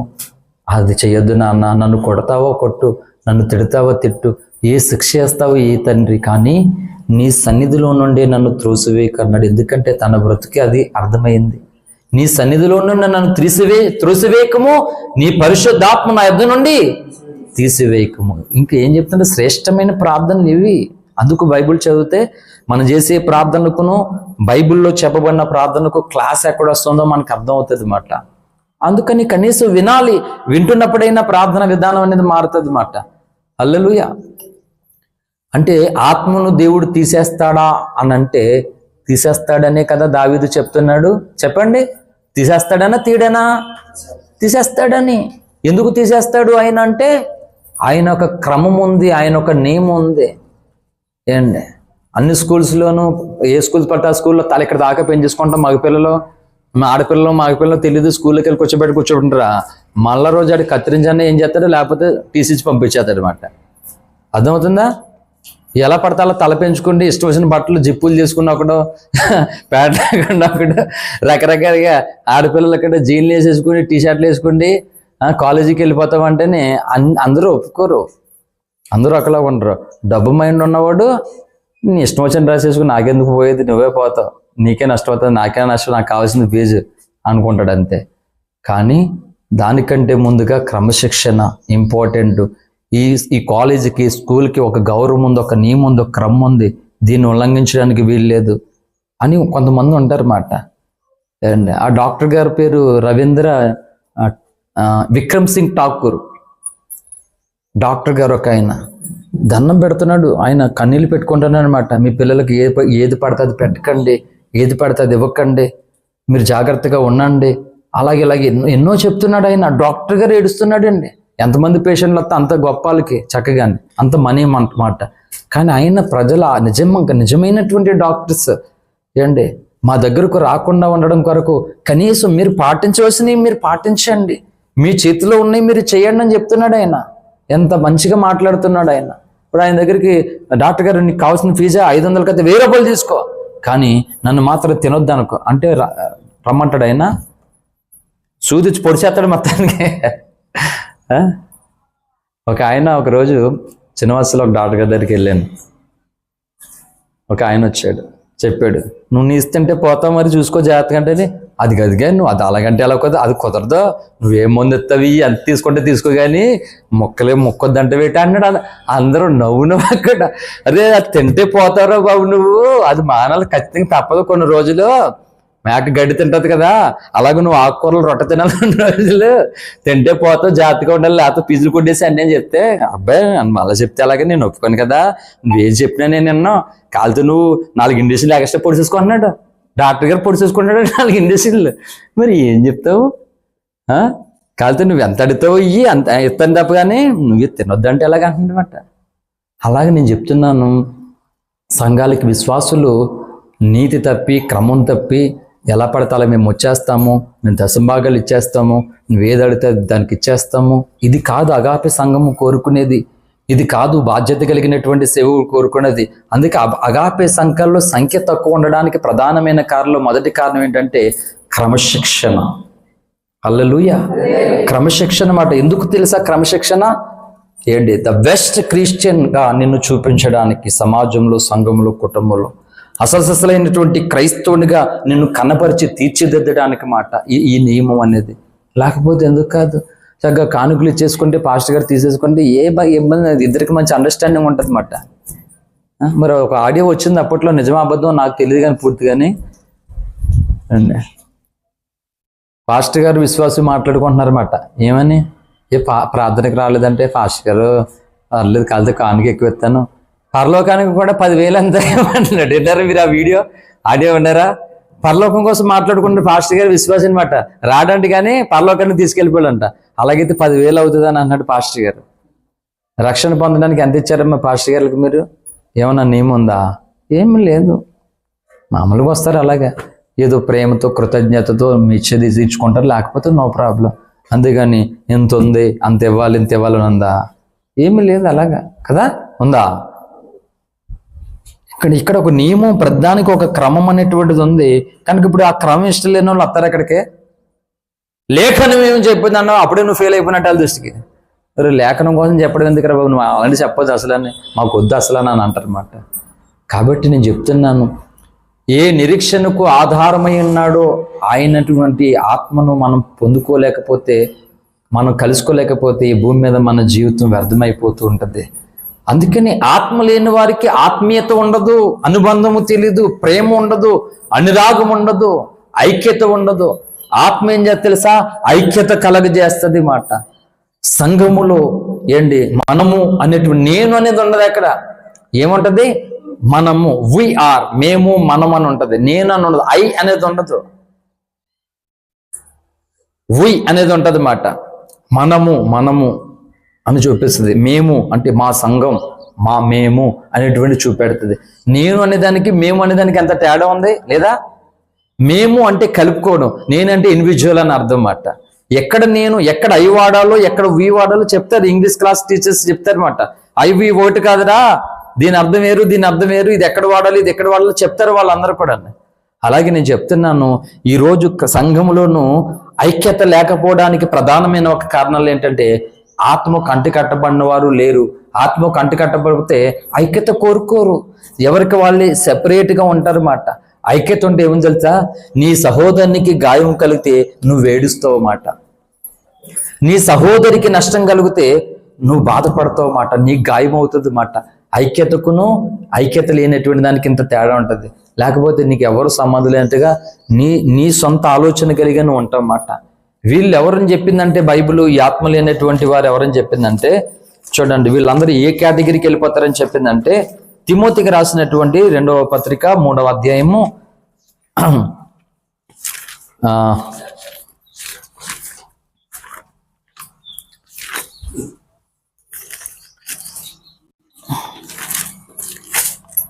1వ వచనం చదువుదాం.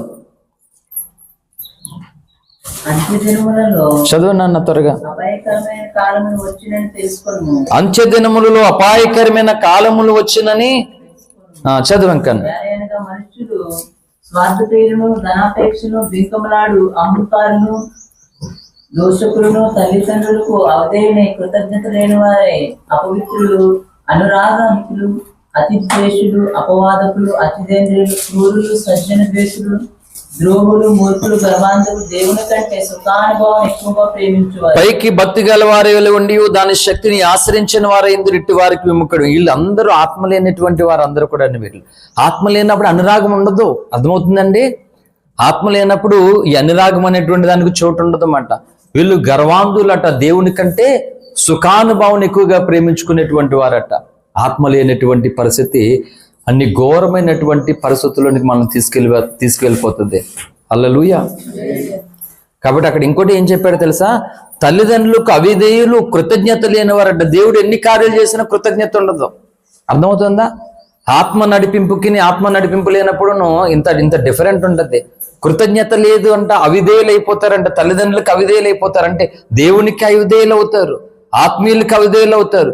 కన్న తల్లిదండ్రులు మంచి ఆలోచనతో నేర్పిస్తే వాటికి కూడా అవిధేయులు అయిపోతారట.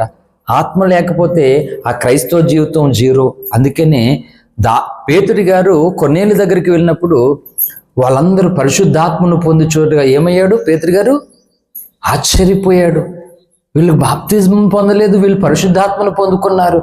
అంటే దేవుడు దయ చూపించాడు, కృప చూపించాడు. వాళ్ళందరి మీదకి దిగి వస్తే వీళ్ళకి ఇంకా ఆటంకపరచడానికి వీలు లేదు, వీళ్ళకి బాప్తిజమాలు కావాలి అర్జెంటుగా అని చెప్పాడు మాట.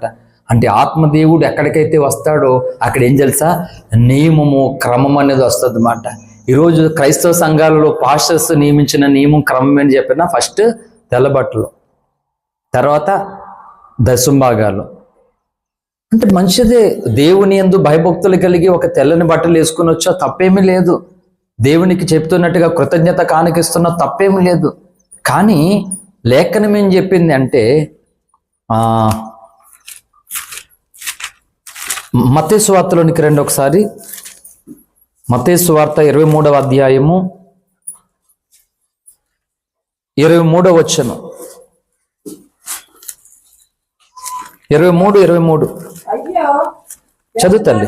శాస్త్రులారా, పరిసయ్యులారా, మీరు సువార్తలోను, పుదీనాలోను, సోపులోను, జీలకర్రలోను 10వ వంతు చెల్లించి ధర్మశాస్త్రంలో ప్రధానమైన విషయములను అనగా న్యాయమును, కనికరమును, విశ్వాసమును విడిచిపెట్టితిరి. వాటిని మానక వీటిని చేయవలసి ఉండేను. చాలండి. ఏం చెప్తున్నాడు ఇక్కడ అంటే చేయొద్దు చేయలేదని చెప్పలేదు. ఇక్కడ ఏమన్నా తెలుసా? అయ్యో వేషధారులైన శాస్త్రులారా పరిచయులారా, మీరు పుదీనాలోను సోపులోను జీలకర్రలోను 10వ వంతు చెల్లించి ధర్మశాస్త్రంలో ప్రధానమైన నియమములను విషయములను అనగా న్యాయమును కనికరమును విశ్వాసమును విడిచిపెట్టితిరి. వాటిని మానక వీటిని చేయవలసి ఉండెను. హల్లెలూయా. వాటిని మానొద్దన్నాడు, అవి చేసుకోండి కంటిన్యూ. కానీ అవన్నీ చేస్తాం కానీ న్యాయాన్ని కనికిరాన్ని ప్రేమను మేము వదిలేస్తామంటే అవి ఏమైనా ఫలితం ఉంటుందా? అందుకే హిందూ పురాణాలలో ఒక మాట ఉంది, ఏమంటే బండశుద్ధి లేని పాకంబు నేల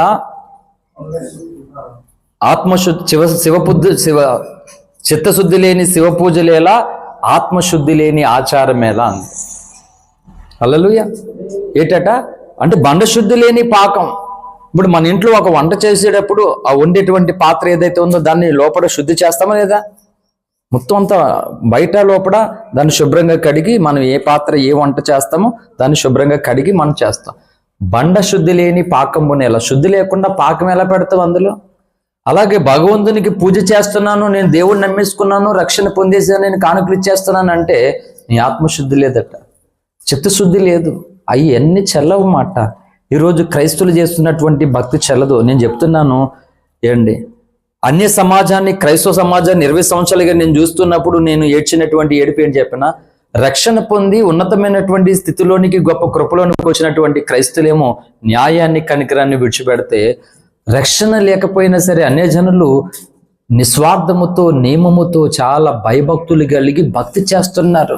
నాకు చాలా బాధ ఉంది వారి విషయంలో. నేను మొరపెట్టాను, ప్రభువా నీ పిల్లలేమో భక్తి నియమాన్ని క్రమాన్ని తిరుగుతున్నారు, వాళ్ళేమో తెలియకపోయినా సరే దేవుడున్నాడు, ఒక దేవత ఉందని నమ్మి భయభక్తులు కలిగి రోజు తలస్నానం తెల్లజాముని కార్తీక మాసాలు వస్తే నేను చేశాను ఇవన్నీ. నేను కారింగ కాలువలోనికి వెళ్ళి కార్తీక మాసాల సీజన్లో నా 10th క్లాసులో అట్టి వద్దులో నూనెసి ఆ ఒత్తు దాంట్లోని పెట్టి వెలిగించి ఉండి శివునికి స్మరణ చేసుకుని, ఉల్లిపాయ కర్రీలో ఉల్లిపాయ వాడకూడదు, ఉల్లిపాయ వాడకుండా కూర వండుకున్నటువంటి కర్రీని తినేవాళ్ళ మాట. నోము చేసేవాడిని, ఒక తది తప్ప అన్ని చేశాను నేను. హల్లెలూయా. ఏంటి ఆడోళ్ళు కొంతమంది అర్థం కాలేదు, ఏం తప్పన్నాను మా మగవాళ్ళది కాదు. మరి కొంతమంది మగవాళ్ళు ఏమి లేదు అసలు అని. అలాగే బ్రహ్మానందం తీసుకొస్తాను నవ్వు రావాలంటే మీకు. హల్లెలూయా. చెప్పండి, వచ్చి ఉపవాస ప్రార్థనలకు ఎవరన్నా పూనుకుంటే మీరు ఎవరన్నా బ్రహ్మానందం తీసుకొస్తారండి. నవ్వు రావట్లేని వాళ్ళారా, మీకు నవ్వు వచ్చేలాగా చేస్తాం. హల్లెలూయా. బ్రహ్మానందం తీసుకురావాలంటే 1,00,000 రూపాయలు అవుతుంది. మరి పాస్టర్ గారిని తీసుకొస్తే 500 సరిపోతుంది. మురిగిన వచ్చేస్తారు బ్రహ్మానందం మన దగ్గరికి. ఆయన ప్రొఫెసర్ అండి, జీనియస్ పర్సన్ ఆయన. బ్రహ్మానందం అంటే సినిమాలో నవ్వులాడు చూసుకున్నాం. ఏంటి నేను రియల్గా చూశాను, మాట్లాడాను ఆయనతోటి. చాలా జ్ఞానవంతుడు మాట, చాలా సంస్కారవంతుడు బ్రహ్మానందం. సినిమాలో చూసే బ్రహ్మానందం వేరు, రియల్ లైఫ్లో సినిమాల్లో హీరోలు ఉంటారు కదా చెత్తనాయాల్లో. హల్లెలూయా. ఎవరైనా ఫ్యాన్లు ఉంటే కాక బోల్డ్ ఫ్యాన్లు ఉన్నాయి ఇక్కడ. హల్లెలూయా. నిజం చెప్తున్నాను, హైందవ సోదరులు నిజంగా వాళ్ళు చేసేటువంటి పూజల్లో చాలా నిష్ట ఉందండి. దేవుడు చూస్తూ ఉన్నాడు, ఎలా పడతాలో ఉండకూడదు, ఎలా పడతాలో చేయకూడదు.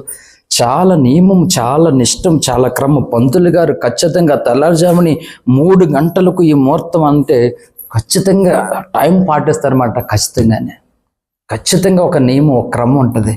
మనకు ప్రార్థన చేసుకోవడానికంటూ ఒక క్రమం ఉండాలి, బైబిల్ చదవడానికి. అదే అంటున్నాను, ఆత్మదేవుడిని మనం కలిగి ఉంటున్నప్పుడు ఈ ఆత్మదేవుడు ఏం తెలుసా, నీ జీవితంలో అప్పటి వరకు లేనటువంటి ఒక నియమాన్ని, ఒక క్రమశిక్షణను నీకు బాల్యం నుండి నేర్పించడం మొదలు పెడతాడు. స్కూల్కి వేసినటువంటి పిల్లలు, స్కూల్కి వేయలేనటువంటి పిల్లలు, వీళ్ళు నోటికొచ్చినటువంటి మాటలు మాట్లాడేస్తారు, ఎలా పడతాలో ఉంటారు. కానీ స్కూల్కి వేసిన తర్వాత వాళ్ళకి అలవాటైతే నోటికి ఏ మాటలు పడితే ఆ మాటలు రావు.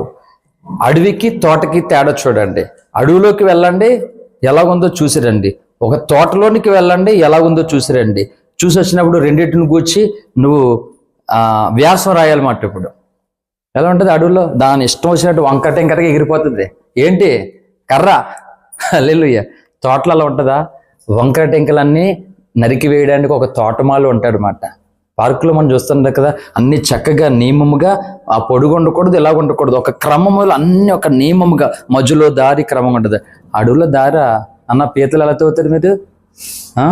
దాని ఇష్టం ఇంకా ఎక్కడికి అర్థమవుతుంది అందులోకి మనం దూరాలు అంతే కదా. తోట అలాగుండదు, ఒక నియమం, ఒక క్రమంగా. అంటే తోట పెంచబడింది, అడవి అలా వదిలిపోయింది, దానికి నచ్చినట్లుగా పెరిగింది. తోట తనకు నచ్చినట్లుగా పెరగదు, పెంచబడుతూ ఉంది. క్రైస్తవమా, పరిశుద్ధాత్మ చేత నీవు పెంచబడితే నువ్వు అందమైన దేవుణ్ణి తోట అవుతావు. లేకపోతే నీకు నచ్చినట్లుగా తిరిగితే అడవి అయిపోతావు. జాగ్రత్త. This is the word of God, it's not my word. Hallelujah. దేవుని స్వరానికి రోజు క్రైస్తవులు చాలా దూరం అయిపోతూ ఉన్నారు. ఒక జ్యోతిష్కుడు, ఒక పండితుడు, ఒక సోదరులకి నేను వాళ్ళు ఎవరిని విభేదించాను. నేను వాళ్ళ కార్యక్రమాలలో, వాళ్ళ నియమాలలో నేను ఉంటాను. నేను చేయకూడని మాత్రమే చేయను, చేయవలసినవన్నీ నేను చేస్తాను. హల్లెలూయా. మిగిలిన పాస్టర్లకి దోలు దండకు రాస్తే ఎక్కడ గోక్కోలో తెలియదు కదా, అలాగే వీళ్ళకి దురద వచ్చేస్తుంది అన్నమాట. వీళ్ళు చేయరు. ఏం చెప్పింది బైబిల్? దశంభాగాలు ఇచ్చేసి తెల్లబట్టలు వేసుకుంటే గొప్పలు అయిపోయారా? అయ్యో వేషధారులారా అని చెప్పాడు దేవుడు. న్యాయాన్ని, కనికరాన్ని, ప్రేమను విడిచిపెట్టేసి నేను అది చేసేస్తానని, ఇది చేస్తానంటే అది భక్తి అవుతుందా, చెత్త అవుతుంది అది? అందుకే ఇప్పుడు మనం చేయవలసింది చెత్త, భక్త? చెప్పండి. రక్షింపబడ్డాం, మీరు వేరు మేము వేరు అంటున్నాం. ఏది నియమేది, నిష్ఠ ఏది? అందుకే మనకి నేర్పడానికి చక్కగా మన సహోదరులే ఉన్నారండి, మన బంధువర్గాలే ఉన్నారు. మనం వదిలొచ్చినటువంటి ఆచారాలే మనకు కావలసినటువంటి జ్ఞానోదయం నేర్పిస్తుంటే నేర్చుకోవడానికి మనకు మనసు లేదు. పైగా వాళ్ళకి ప్రతి దాంట్లో మనం వంకలెడుతున్నమాట. వాళ్ళు తప్పుపడుతున్నాం. వాళ్ళు చేసే ప్రతి తప్పంటే అవును, ఎస్ వాళ్ళకి అది రైట్. ఎందుకంటే వాళ్ళు నియమం ప్రకారంగా శాస్త్రి గారు, పంతులు గారు, జ్యోతిష్కులు చెప్పినటువంటి నియమాన్ని వాళ్ళు క్రమం తప్పకుండా యాజిటీస్గా వాళ్ళు పాటిస్తున్నారు. నువ్వు చెప్పగలవా బైబుల్ చెప్పినటువంటి నియమాన్ని, క్రమాన్ని నేను పాటిస్తున్నానని? మరి పాటించలేనందుకు మనం సిగ్గుపడాలి, మనం ఏడవాలి, మనం పశ్చాత్తాపడాలి. వాళ్ళకు తెలిసినది పాటిస్తున్నందుకు వాళ్ళు సంతోషించాలి. వాళ్ళని బట్టి నాకు తెలిసింది నేను పాటించట్లేదు, కనీసం వాళ్ళు అది నిజమో కాదో తెలియకపోయినా, వారి గ్రంథాలలో ఏముందో తెలుసుకోకపోయినా, ఆ పురోహితుడు, పండితుడు చెప్పారని వాళ్ళు పాటిస్తున్నారు. కానీ బైబిల్లో ఉన్నది చెప్పినా సరే నేను పాటించలేకపోతున్నాను. మన ఏడవలసిన వారమే అంటే వాళ్ళ దగ్గరికి వెళ్ళి మా దేవుడు గొప్పోడు, మీరు అందరూ నరకానికి వెళ్ళిపోతారు, నువ్వేమో పరలోకానికి వెళ్ళిపోయినట్టు. ఎవరు చెప్పారు? క్రైస్తవులలో అన్ని సంఘాల నుండి నరకానికి వెళ్తున్నటువంటి వారు ఎలా ఉంటారో తెలుసా? ఆత్మకు వ్యతిరేకంగా ప్రవర్తిస్తారు. వాళ్ళు ఆత్మకు అంటు కట్టబడరు. వాళ్ళ బిహేవియర్, వాళ్ళ ఆలోచనలు, వాళ్ళ అలవాట్లు, వాళ్ళ క్రమం అంతా కూడా ఆత్మ దేవునికి దుఃఖము, శోధన కలిగేలాగా ప్రవర్తిస్తారు వాళ్ళు. అందుకే 3 వారాలుగా కంటిన్యూగా ఆత్మ కోసం 3 వారాలుగా కాదు, నా బ్రతుకు కాలము అంతా కూడా ఆత్మ దేవుని కోసం మాత్రమే చెప్పగలను నేను. ఏంటి దేవుడు ఏమైనా చిన్న పిల్లవాడా ఐటు వెయిటు కొలవడానికి? దేవుని గురించి ఏం చెప్పిందో తెలుసా బైబిల్? ఏంటి ఎఫెసీ పత్రికలోనికి రండి, ముగించుకుందాం. 12:30 అవుతుంది. ఎఫెసీ పత్రిక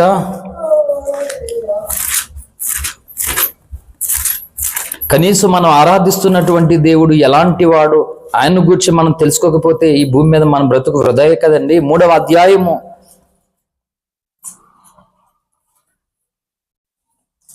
15-18 కలిపినటువంటి వచనాలను చదువుతాం కింద వరకు. మీరు అంతరంగ పురుషునందు శక్తి కలిగి, చూడండి, ఆయన ఆత్మ వలన ఏమవ్వాలంట? విశ్వాసము ద్వారా నివసించినట్లుగాను తన మహిమైశ్వర్యము చెప్పున మీకు దయచేయవలననియు మీరు దేవుని సంపూర్ణత యందు పూర్ణులగునట్లుగా ప్రేమ యందు వేరుపారి స్థిరపడి సమస్త పరిశుద్ధులతో కూడా దాని వెడల్పు. చూడండి, ఇక్కడ నేను చదువుతున్న చూడను. దాని వెడల్పు, పొడుగు, లోతు, ఎత్తు ఎంతో గ్రహించుకున్నటకును, జ్ఞానమునకు మించిన క్రీస్తు ప్రేమను తెలుసుకున్నటకును తగిన శక్తి గలవారు కావాలని ప్రార్థించుచు ఉన్నాను. ఏ దైవజనుడు అయినా సరే, భారము కలిగినటువంటి దైవజనుడు, నా దగ్గర చాలా ఎక్కువ మంది ఉండాలి, వచ్చిన వాళ్ళందరూ బాగా కట్టలు దశంభాగాలు కానుకలు తీసుకురావాలి, ఇది చేయుడు ప్రార్థన. ఆత్మకు the connect with the Holy Spirit. ఎందుకు తెలుసా ఏండి? ఎప్పుడైతే ఒక వ్యక్తి ఈ లోక ఆత్మ కాక దైవ ఆత్మ చేత కలిగి ఉంటాడో, ఆ వ్యక్తి చేయవలసిన పుణ్య కార్యములన్నీ ఆ వ్యక్తి చేయడానికి ముందుకు వస్తాడు. ఎవరు చెప్పక్కర్లేదు, అమ్మా ఇది చెయ్యి, అయ్యా ఇది చెయ్యి అని ఎవరు చెప్పక్కర్లేదు. ఎందుకంటే లోపల ఉన్నటువంటి ఆత్మదేవుడు మంచి విషయములు అన్నిటిలోనూ తనను ప్రేరేపిస్తాడు, నడుస్తాడు అన్నమాట. అందుకని పౌలు కూడా అది చేశాడు అన్నమాట. The connect with Holy spirit.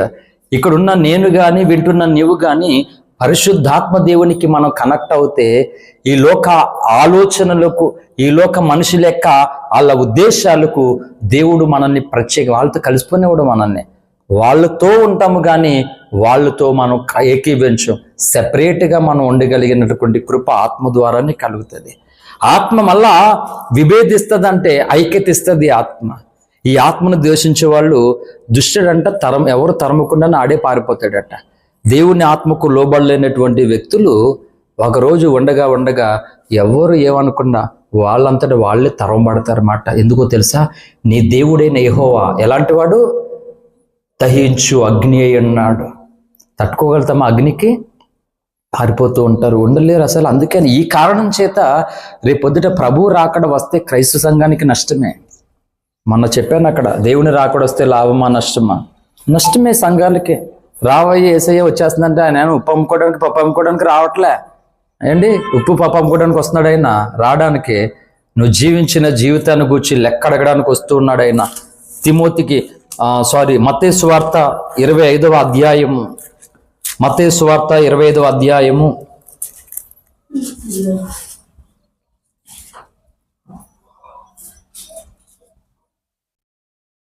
21 నుంచి చదువుదాం. అతని యజమానుడు 20 నుంచి చదివే తల్లి. అప్పుడు 5 తలాంతులు తీసుకునే వాడు తెచ్చి, అయ్యా నీవు నాకు 5 తలాంతులు అప్పగించితివే, అవియును గాక మరి 5 తలాంతులు సంపాదించితినని చెప్పెను. అతని యజమానుడు, బలా నమ్మకమైన మంచి దాసుడా, నీవు ఈ కొంచెంలో నమ్మకముగా ఉంటివి, నిన్ను అనేకమైన వాటి నియమించెదను, నీ యజమానుని సంతోషములో పాలు పొందమని అతనితో చెప్పెను. అలాగే 2 తలాంతులు తీసుకున్న వాడు వచ్చి, అయ్యా నీవు నాకు 2 తలాంతులు అప్పగించితివే, అవిను గాక మరి 2 తలాంతులు సంపాదించేతనని చెప్పాను. అతని యజమానుడు, భలే నమ్మకమైన మంచి దాసుడా, నీవు కొంచెంలో నమ్మకంగా ఉంటివి, నిన్ను అనేకమైన వాటి మీద నియమించేదను, నీ యజమాని సంతోషంలో పాలు పొందమని అతను చెప్పాను. చూడండి, ఇక్కడ డిఫరెంట్ గా మనకి 3 సంగతులు కనబడుతున్నాయి. 5 ఉన్న వ్యక్తి 5 సంపాదించాడు, 2 ఉన్నటువంటి వ్యక్తి 2 సంపాదించాడు. వీళ్ళు సంపాదించడానికి ఎవరు ఇచ్చారు అంటే ఆయన ఇచ్చాడు. అవునా? ఆయన ఇచ్చాడు. ఏం చెప్పాడంటే వాళ్ళని అప్రిషియేట్ చేశాడు, మెచ్చుకున్నాడు. మెచ్చుకోవడంతో పాటు ఏమన్నాడు? నీ యజమాని సంతోషంలో ఏమన్నాడు? పాలు పంపులు పొందమన్నాడు. పరలోకం యొక్క తండ్రి యొక్క ఆ రాజ్యములో, ఆ సంతోషములో ఎవరు పాలు పంపులు పొందుతారు తెలుసా? ఆ సంతోషాన్ని యుగయుగాలు ఎవరు అందుతారు తెలుసా? దేవుడు ఇక్కడ నీకు ఇచ్చినటువంటి కృపను నువ్వు సద్వినియోగం చేసుకుంటే అది నువ్వు పొందుతావు. అక్కడ ఇక్కడ ఇచ్చిన కృపను నువ్వు ఎవరెవరి కోసం తాకాట పెట్టి అమ్మేసుకుని ఆత్మకు వ్యతిరేకంగా నువ్వు జీవిస్తే అప్పుడు ఏమవుతుంది? 3వ స్టోరీ ఉంది అక్కడ 24 నుంచి. తర్వాత 1 తలాంతు తీసుకున్న వాడు వచ్చి, అయ్యా నువ్వు విత్తని చోట కోయివాడును, చల్లని చోట పంట కూర్చుకున్నవాడు అయిన కఠినుడు అని నేను ఎరుగుదును గనుక నేను భయపడి వెళ్ళి నీ తలాంతును భూమిలో దాచిపెట్టి తిని, ఇదిగో నీది నీవు తీసుకునమని చెప్పాను. అందుకు అతని యజమానుడు వానిని చూచి, సోమరువైన చెడ్డదాసుడా, నేను విత్తని చోట కోయివాడును, చల్లని చోట పంట కూర్చుకున్నవాడునని నీ వెరుగుదువా?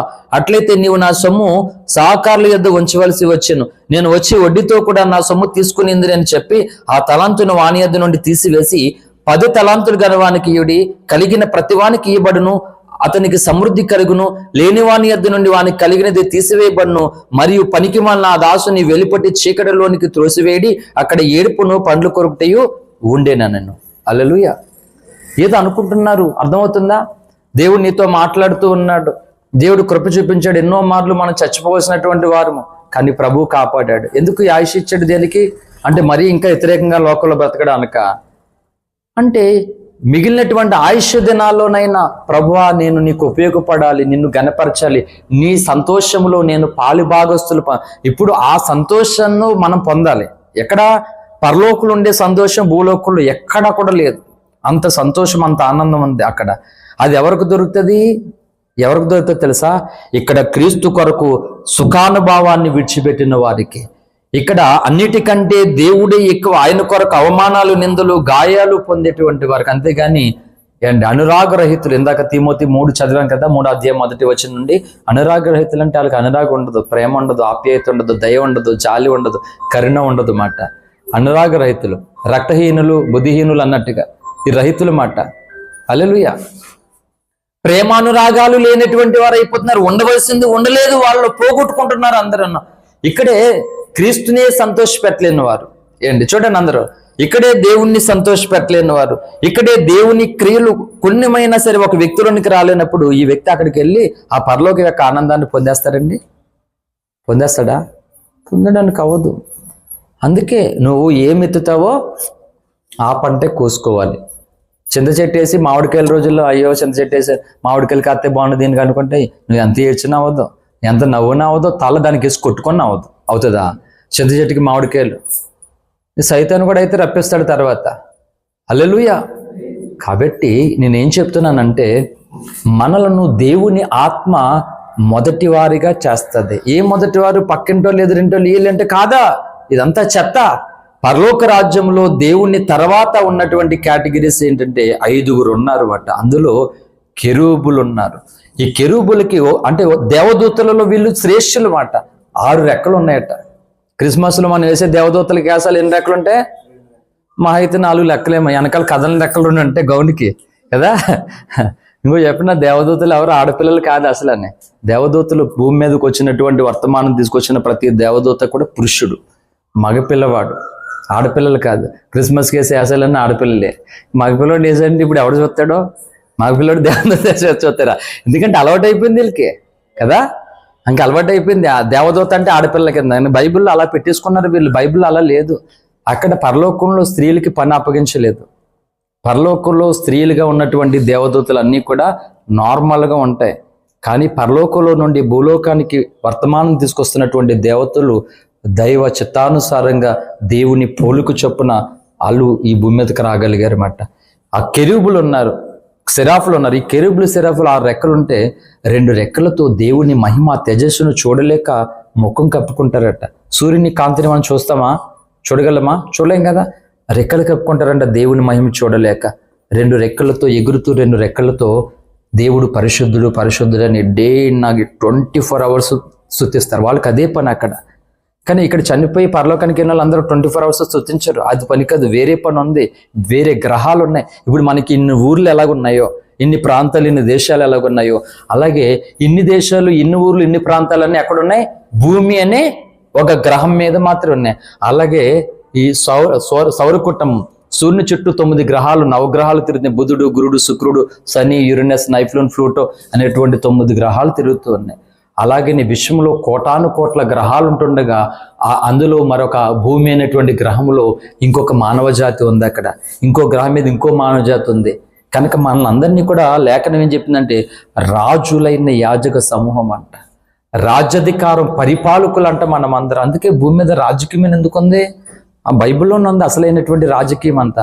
అక్కడికి వెళ్ళిన తర్వాత దేవుడు భూమి మీదకి ఇచ్చినటువంటి నీ జ్ఞానాన్ని నువ్వు ఎలా చక్కబరుచుకో. అందుకే జ్ఞానవంతురాలు తన ఇల్లు చక్కబెట్టుకున్నాను, 3 రాళ్ళు తన చేతులతో తన ఇల్లు ఓడబెరుకు. దేవుడిచ్చే సంతోషాన్ని పోగొట్టుకుంటారు కొంతమంది, దేవుడిచ్చే కృపను పోగొట్టుకుంటారు.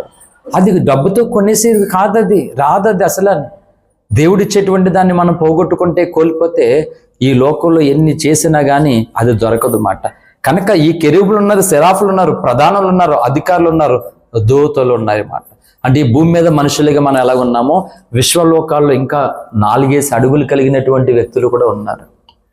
నీలిరంగు ఆకారంలోను ఎంతో మొత్తం సైన్స్ అనేది ఏంటి డే అండ్ నైట్, రాత్రి పగలు లేఖనాలు గురించి మాట్లాడుతున్నా తరగినటువంటి సంగతులు ఉన్నాయి. 1 గంటతో చెప్పేది కాదు లేఖనం అంటే. దేవుడు అంటే ఇశ్రాయేల్ ఐగుప్తు బంధకాల నుండి కనాను అంటే ఎలాంటిది? కనాను పాలు తేనెలు ప్రవహించు దేశం అంట. అక్కడికి నడిపించడానికి 40 సంవత్సరాలు ఎందుకు పట్టిందంటే వీళ్ళు ఆత్మదేవుని యొక్క నడిపింపును వదిలిపెట్టేసి నేనే నాయకుడిని అయిపోవాలి, నేనే నాయకురాలని అయిపోవాలి అని ఎవరి సొంత ఇష్టాలు, ఎవరి సొంత ఆలోచనలు వాళ్ళని నెరవేర్చుకోవడానికి దేవుడు పంపించినటువంటి నాయకుడినేమో పక్కన పెట్టి ఒక్కొక్కడు ఒక్కొక్క ఆలోచనతో మొదలుపెట్టారు. ఈ కారణం చేత 40 సంవత్సరాలు అడవుల్లో తిప్పి దేవునికి వ్యతిరేకంగా ఉన్నటువంటి టిక్ పెట్టేశాడు. ఆయన tick tick tick tick tick పెట్టేశాడు అన్నమాట. అలాగా మిగిలినటువంటి వారు దైవ భయము కలిగి, అమ్మో దేవుడితో మనం మాట్లాడకూడదు, ఆయన పరిశుద్ధుడు, నేను అపవిత్రంగా ఉండకూడదు, నా నోట దేవునికి వ్యతిరేకమైన మాటలు రాకూడదు అనే భక్తి భయము కలిగినటువంటి వారు మాత్రమే కనాన్లో అడుగుపెట్టారు. మిగిలిన వాళ్ళు పిట్టలు రాలిపోయినట్లుగా మధ్యలో రాలిపోయారు. సేమ్ ఇదే లా ప్రకారంగా రక్షింపబడినటువంటి ఈనాటి క్రైస్తవ సమాజము పరలోక రాజ్యంలో మొదటి వారి కంటే దేవుడే సృష్టించుకున్నటువంటి ఆ దూతల కంటే మొట్టమొదటి వారిగా ఆయన కుమారుడిగా కుమార్తెగా రాణిగా ప్రభు యొక్క సింహాసనం మీద కూర్చోబెడతాడట. కడపటి వారు మొదటి వారు వాళ్ళు, మొదటి వారు వాళ్ళు. ఆ మొదటి వారు అవ్వాలంటే నేనేం చెప్తున్నాను? ఆత్మచేతను నడిపించబడాలి. రోమా 8:14. ఎందరైతే దేవుని ఆత్మచేత నడిపించబడుదురో వారందరూ దేవుని కుమారులే ఎందరు. దాని పైన ఏం చెప్పాడు? రోమపత్రిక 8వ అధ్యాయము. ఇదివరకు మొన్న ఆదివారం కూడా చెప్పాను మీకు.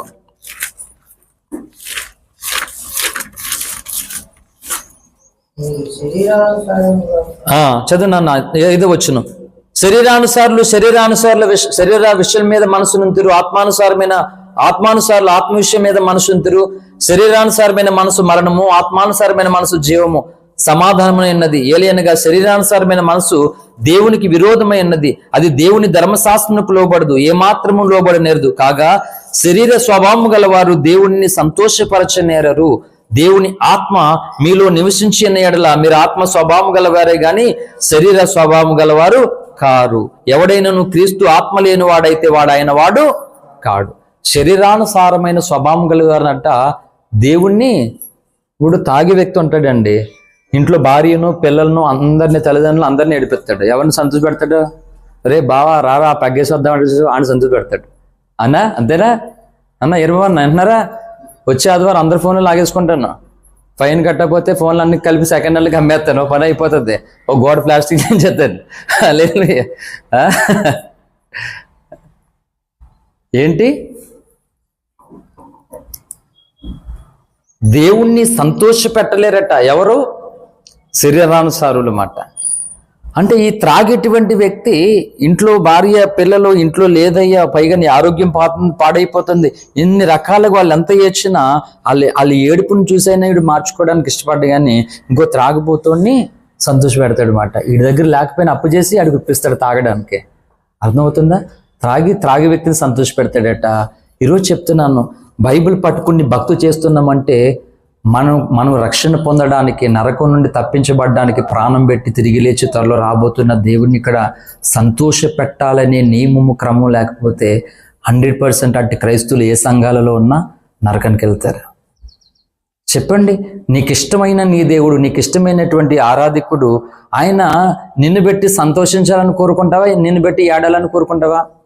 ప్రతి ఒక్కరు చెప్పండి, మా అమ్మ నాన్న ఏడాలి అని ఎవరన్నా కోరుకుంటారా? మా అమ్మ నాన్న సంతోషంగా ఉండాలి, నన్ను చూసి నా లైఫ్ చూసి హ్యాపీగా ఉండాలి. ఎప్పుడు ఏడుస్తారంటే నీ జీవితం గాయాల పాలైనప్పుడు, నువ్వు నష్టాల్లో ఉన్నప్పుడు, నువ్వు వ్యతిరేకమైన పరిస్థితుల్లో ఉన్నప్పుడు, నీ జీవితం సరిగ్గా లేనప్పుడు నిన్ను కూర్చు వాళ్ళు ఏడుస్తారు. అది నీకు సంతోషమా? సంతోషం కాదు. అందుకే చెప్తున్నాను, ఈ భూమి మీద మనకి ఆయుష్నిచ్చి ఆరోగ్యం ఇచ్చి స్థితి ఇచ్చింది దేవుడి కంటే కనిపించే అందరినీ సంతోషపెట్టడం కాదు. నీకు ఈ భాగ్యాన్ని జీవితాన్ని ఇచ్చిన దేవుడిని నువ్వు సంతోష పెట్టాలన్నమాట. కనుక శరీరానుసారులు ఎప్పటికీ దేవుణ్ణి సంతోష పెట్టరట.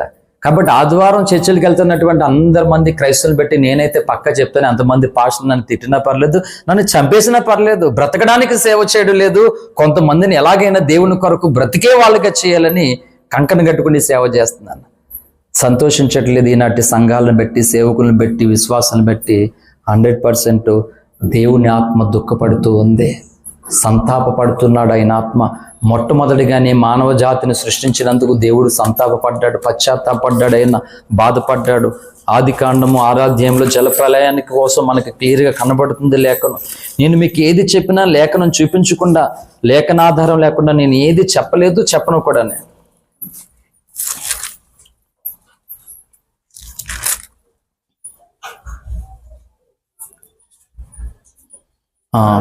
ఐదు నుంచి చదువుదాం, క్లియర్గా ఉంది. 5-6 వచనాలు. నరుల చెడితనము 6వ అధ్యాయము 5-6 వచనాలు. ఆదికాండం. నరుల చెడితనం భూమి మీద గొప్పదనియు వారి హృదయం యొక్క తలంపులోని ఊహాంతి ఎల్లప్పుడూ కేవలం చెడ్డదని యెహోవా చూచి తాను భూమి మీద నరులను చేసినందుకు యెహోవా సంతాపము నొంది తన హృదయములో నొచ్చుకొనెను. నాకు బైబిల్ చదివినప్పుడు ఏడ్చాను నేను. ఎంత ఏడ్చాను చెప్పిన మీకు? భోజనం మానేసి ఏడ్చాను నేను. ఎందుకంటే భూమి మీద ఆయన మనుషులను చేసుకున్నాడు. మనకంటే ముందు ఈ భూమిని, ఆకాశాన్ని, సూర్యచంద్ర నక్షత్రాలను, సముద్రపు చేపలను, ఆకాశ పక్షులను, నేల మీద పాకే సకల జీవరాశులను ఎన్నిటినీ దేవుడు చేశాడు. ఏది చేసినందుకు దేవుడు నొచ్చుకోలేదు, ఏది చేసినందుకు దేవుడు పశ్చాత్తాపపడలేదు. కానీ భూమి మీద నరులను చేసినందుకే ఆయన పశ్చాత్తాపడ్డాడట. అయ్యో తండ్రి, నన్ను చేసినందుకు నువ్వు ఏడకూడదు ప్రభువా, నాకు రక్షణ ఇచ్చి నన్ను నీ కుమారుడిగా చేసినందుకు నువ్వు ఏడకూడదు ప్రభువా. ఈ భూమి మీద నా కోసం కొంతమంది ఏడవచ్చు, కానీ నువ్వు నా కోసం మాత్రం ఏడ్చేలాగా నేను ఉండకూడదు ప్రభువా.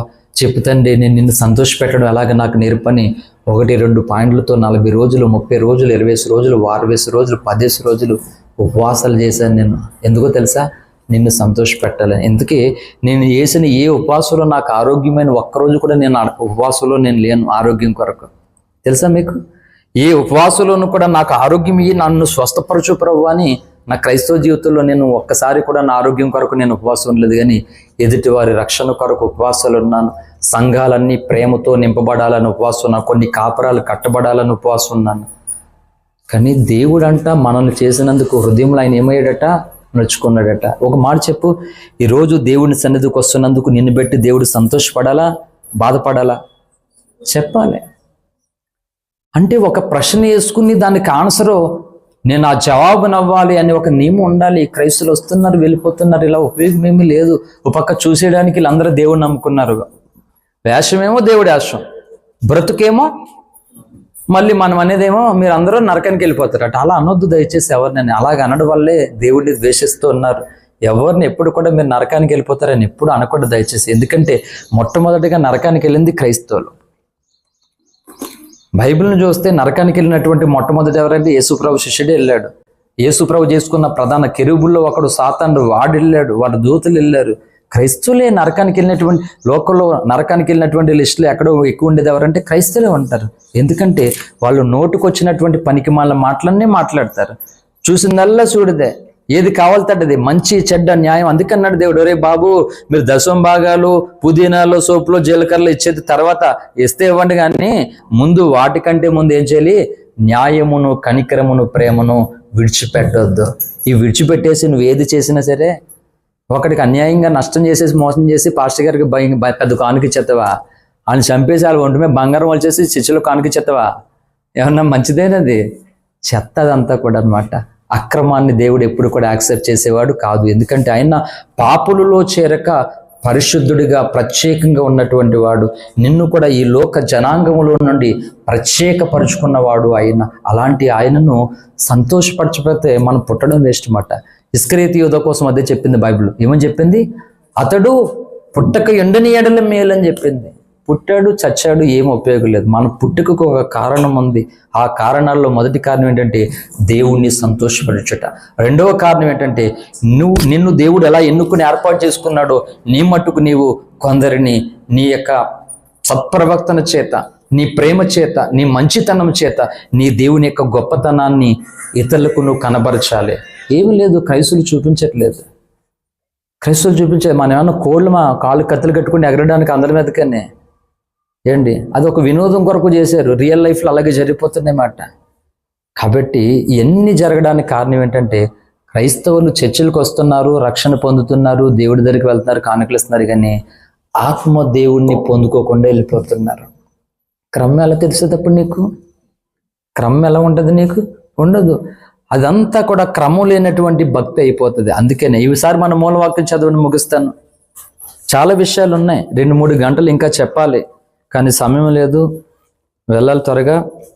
మన మూలవాక్యం జకర్యా గ్రంథం 4వ అధ్యాయం 6వ వచనం.